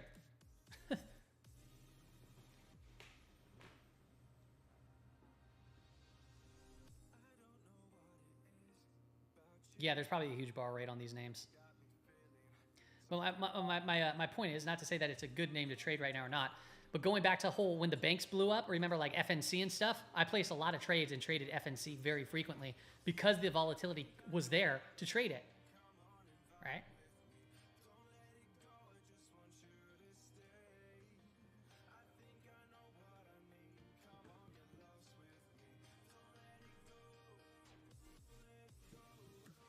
Yeah, but I don't know. Everyone's saying that his account is hacked. But at that point, dude, I guarantee you, after this, if his account was hacked, he probably would have mentioned something to somebody if there was really a case that it was hacked, in my opinion. Going on for this long, I'm sure he's well aware that if it was hacked, he would know, and then he would have to release like probably some sort of statement saying, yeah, my account it's not me. At least like if that was me in my situation, and I was like starred in a Hollywood movie, made all this money, and I don't want, to ruin my reputation, I would literally be reaching out and saying, or making a statement somewhere else on another feed saying, this is not me, somebody hacked my account, right? That to me would make sense.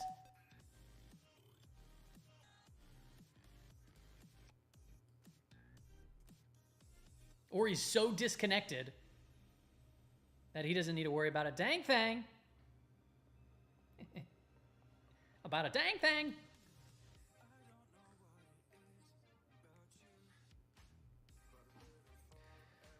But let's be real. When we posted the trade idea, it was down here. Still up 76% from that point.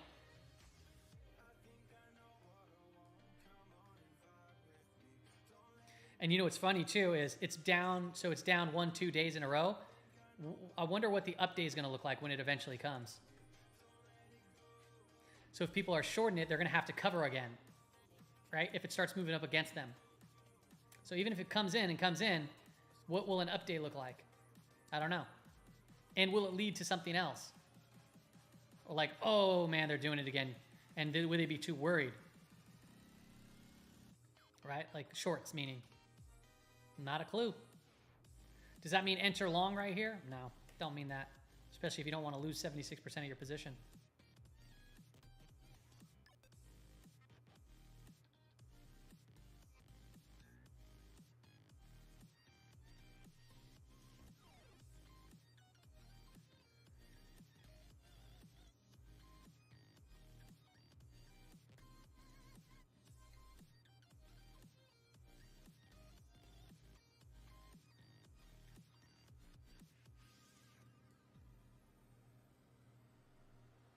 Either way you look at it, he's not saying anything if it was him, and that's kind of messed up in the first place.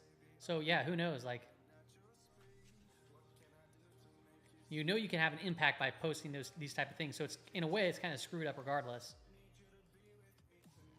especially for not being like clear. And who knows? Like, it's not illegal to do this, but where it could go kind of bad is if you talk to people and they can find out that you talk to people that you were going to be doing this stuff, right? If you're going to post these things that could cause potential big movements in markets, that's where things could get a little wild. As far as potentially I would say, getting you in trouble. Like saying like, hey, I plan on doing all these means, it's going to start. And then all of a sudden you see people running into the move. Now they're all aware before something actually happens. And then they sell into that move. That is not a good thing. That you can get busted for.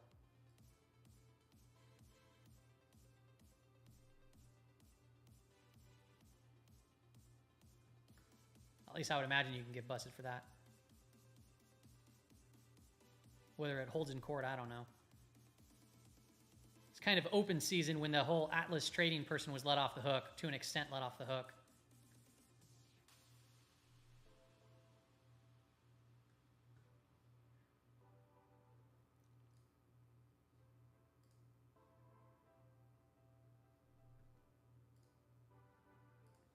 Scumbadooey.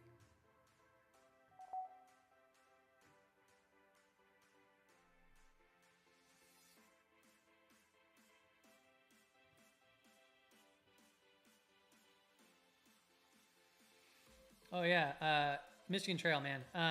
Yeah, how did that BlackBerry position work out for you? Right, you were the one that had all the shares in BlackBerry, right? And you said about the 200-day moving average. It came up there, right? We talked about it, I think. Yeah. So did you make some profits there?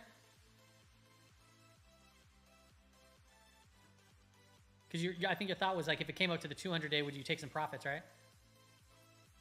Congratulations if you managed to get some off. But see, this is, I think, why we were talking about like you're like, is it a good idea to sell there or let it go? It's like where you just kind of think about how you manage your risk. I forget who it was. Maybe I think it was you.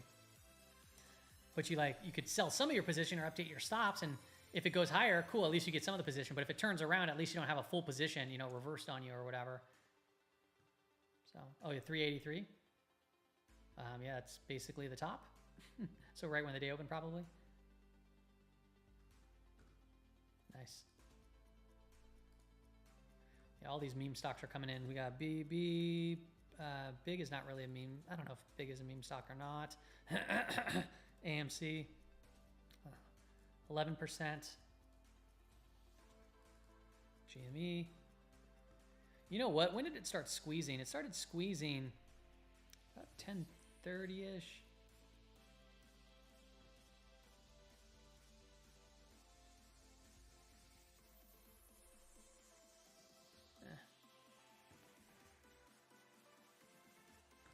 Take a look at market net flow, see what we got going on over here.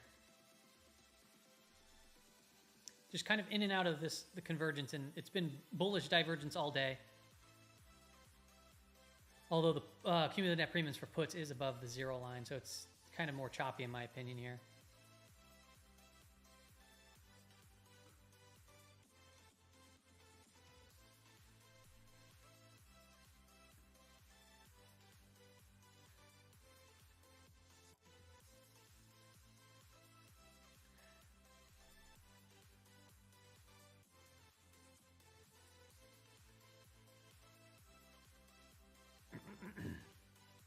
What a weird day. What a weird day. Got some wins.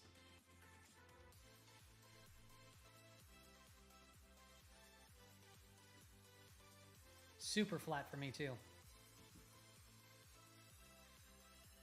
I cleaned up my portfolio a bit, put on a little bit of a hedge, just in case if the market wants to come back in. Small. Talked about that earlier if you're just tuning in or tuned in a little bit ago.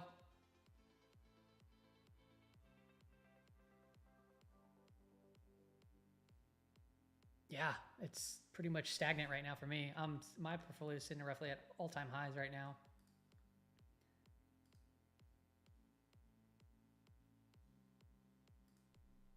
And if things start opening up, things start to look good, I'll probably just look to start into some positions. The only thing is that I don't like is how far out we are of the weekly and monthly expected moves.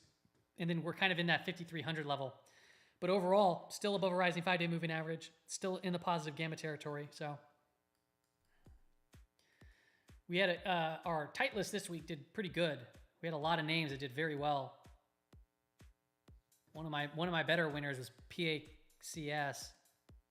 PAX. This one was a killer. Look at this move, man. Bam. Right out of the tight list. See, price higher lows, getting right into it, got tight, and boom, we exploded through that. This one I did trade. I'm out of the position now, but I traded it for about a 13% gain or so. Yeah, it was about a 13% gain. I'm not in it right now. And then I did big too, took a little position there, and I made 20% there. That was a small position. So even though I made less here, I actually made more dollar amount in PACS than I did in that little squeeze in big. And I still have some on, just leaving it there. Small, like nothing, like literally nothing. About like a percent of my portfolio or so, or 0.5% maybe. Seeing if anything here is picking up any pace. Whatever happened to the marijuana names? We traded that pretty well. It slowed down quite a bit. Slowed down quite a bit there.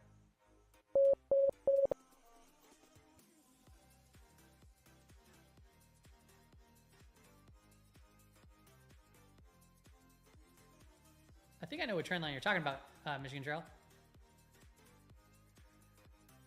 You have position in sound, hospitality, service departments, technical perspective. What's your view?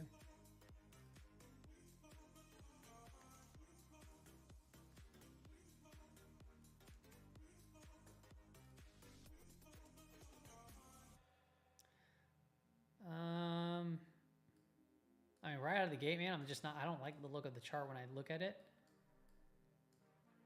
Not a huge fan. How everything's kind of trending down, right? I'm not a huge fan of these type of looking charts. Like, I prefer if these averages, like for example, the 40-week, 30-week, if it was flattening out to turning up, the 30-week was already there, and then the 10-week is already up here too as well. And then price, instead of doing this right here, I'd want that to be right here, going back in to and around these flattening moving average. So it'd be like this for a move up higher through it. Because now if it goes up higher through it, it's kind of still within that downtrend. You see what I'm saying? So from just a technical perspective, I'm not like a huge fan, but I don't know anything about this company. Fundamentally, for a long-term perspective, I have no idea.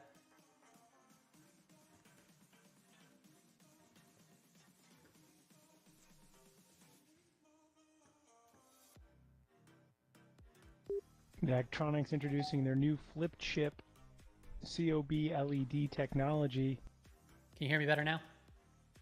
My mic was the pushed company's away. latest addition to its narrow pixel pitch product family. Delta Alpha Kilo Tango. Excuse me. 1 hour now, 1 hour to the U.S. cash equity close.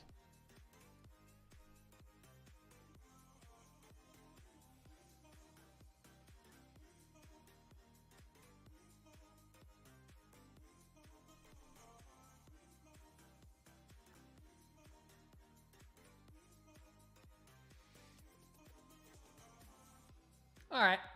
I don't see much else going on for the day. I think it's pretty calm day. Like I said, the higher probability is that we come back to the weekly expected move.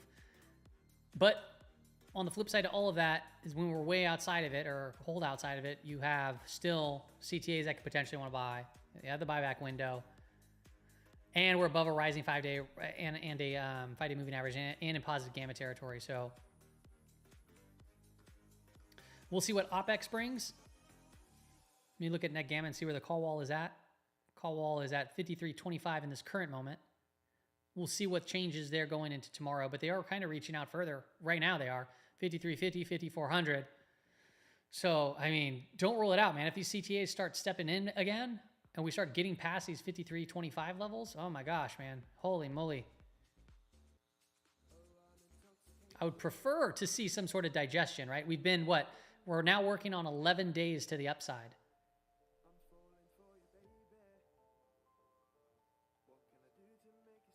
11 days. 11 days.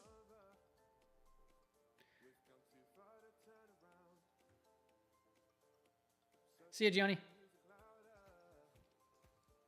Do I think Apple will go down tomorrow?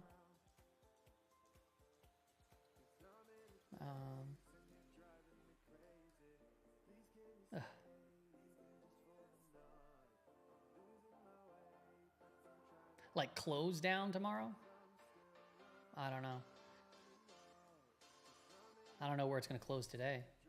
But I mean, all signs are like it's just consolidating right now. Like it can potentially pop right back up to this swing high. But it's also getting very tight. So it's like kind of looking at this like, oh man. Right? It's getting pretty tight right here. Like we'll probably have a break either direction here very soon. But coming in tomorrow, I don't know, man. That's too hard to say. You would think that it would take a little bit of a digestion, a little bit of a break, but it's also OPEX tomorrow. OPEX is option expiration.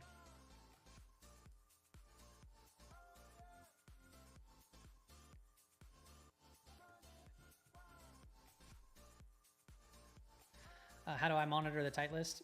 I sometimes put alerts into like my not tradie ticks, Trend Spider. And then I pull up my tight list every day and I'll look at the names. So I'll keep an eye on them. And when they start moving, I have a couple in mind, like out of the gate that I kind of want to trade, and I'll have them like in my position monitor. Right. Or I'll have starter positions in some of them. And then if they start actually breaking out, then I'll enter more into it.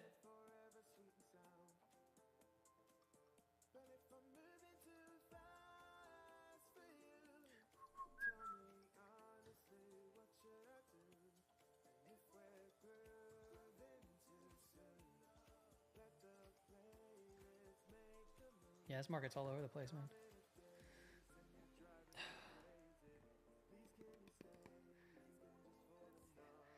Make sure I'm out of my positions.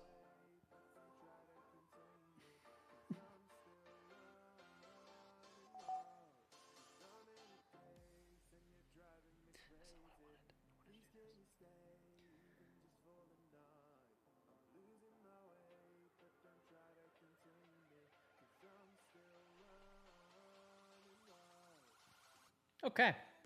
Yeah, I think I'm going to call it quits, guys, on the day. Thanks for everybody for tuning in. We'll do one quick recap here, because the market seems pretty paused. We saw some cool news come in, which was nice to trade it. Right now, the market's up, trading outside of the opening range, at least NQ is. Okay. Market net flow, it's still bullish convergence, bullish divergence in this current given moment. We're flat on the day, kind of breaking above this little level right here too, as price action actually got pretty tight here. So I wouldn't rule out anything at this current moment. We're above the rising 5-day moving average, which is way down here. Yeah, things are a little frothy, little extended, okay? But when you get out of the side of these weekly expected moves, I mean, don't rule it out that we can't have some significant hedging activity to take place to really get this market cranking. The higher probability, obviously, is always coming back in. Today's daily expected move, we didn't even tag. Okay, and like I said, we're just flat on the day. We started up higher, and then we came in a little bit. Now we're just kind of coiling up here. Tomorrow morning, I'll update the gamma levels, but we do have OPEX tomorrow morning. And option expirations, I'm not a fan of trading option expiration days, at least bigger ones, because you can have just a lot of fake outs, a lot of whipsaws. And then bigger moves towards the end of the day sometimes when things like kind of unpin themselves. So if we get pinned around 5,300, right, and that's one of the levels that's going to, unpin, or maybe it's 5,325, I don't really know. Well, we got to look at that. Sometimes you can have explosive moves towards the end of the day. All right, so just be careful, be safe out there. I know these one-way directional markets, they upset a lot of people, but they also bring in opportunities eventually for those that are patient. All right, so if you're not patient, you end up doing the wrong thing over and over and then getting out at the wrong time when the opportunity eventually comes. So you just got to be calm, got to be patient, got to be, manage your risk, focus on what's right, and then go from those standpoints. I'll see y'all later. Take care, 69. Take care, FT, Super Beef Patty. Later, guys. Later, Joylyn, and then Eco, see ya, man. Edquity, Phenom, Indian Dude, Zulfi, thoughts for you, Hugo, Joe. Later. See you, EJ.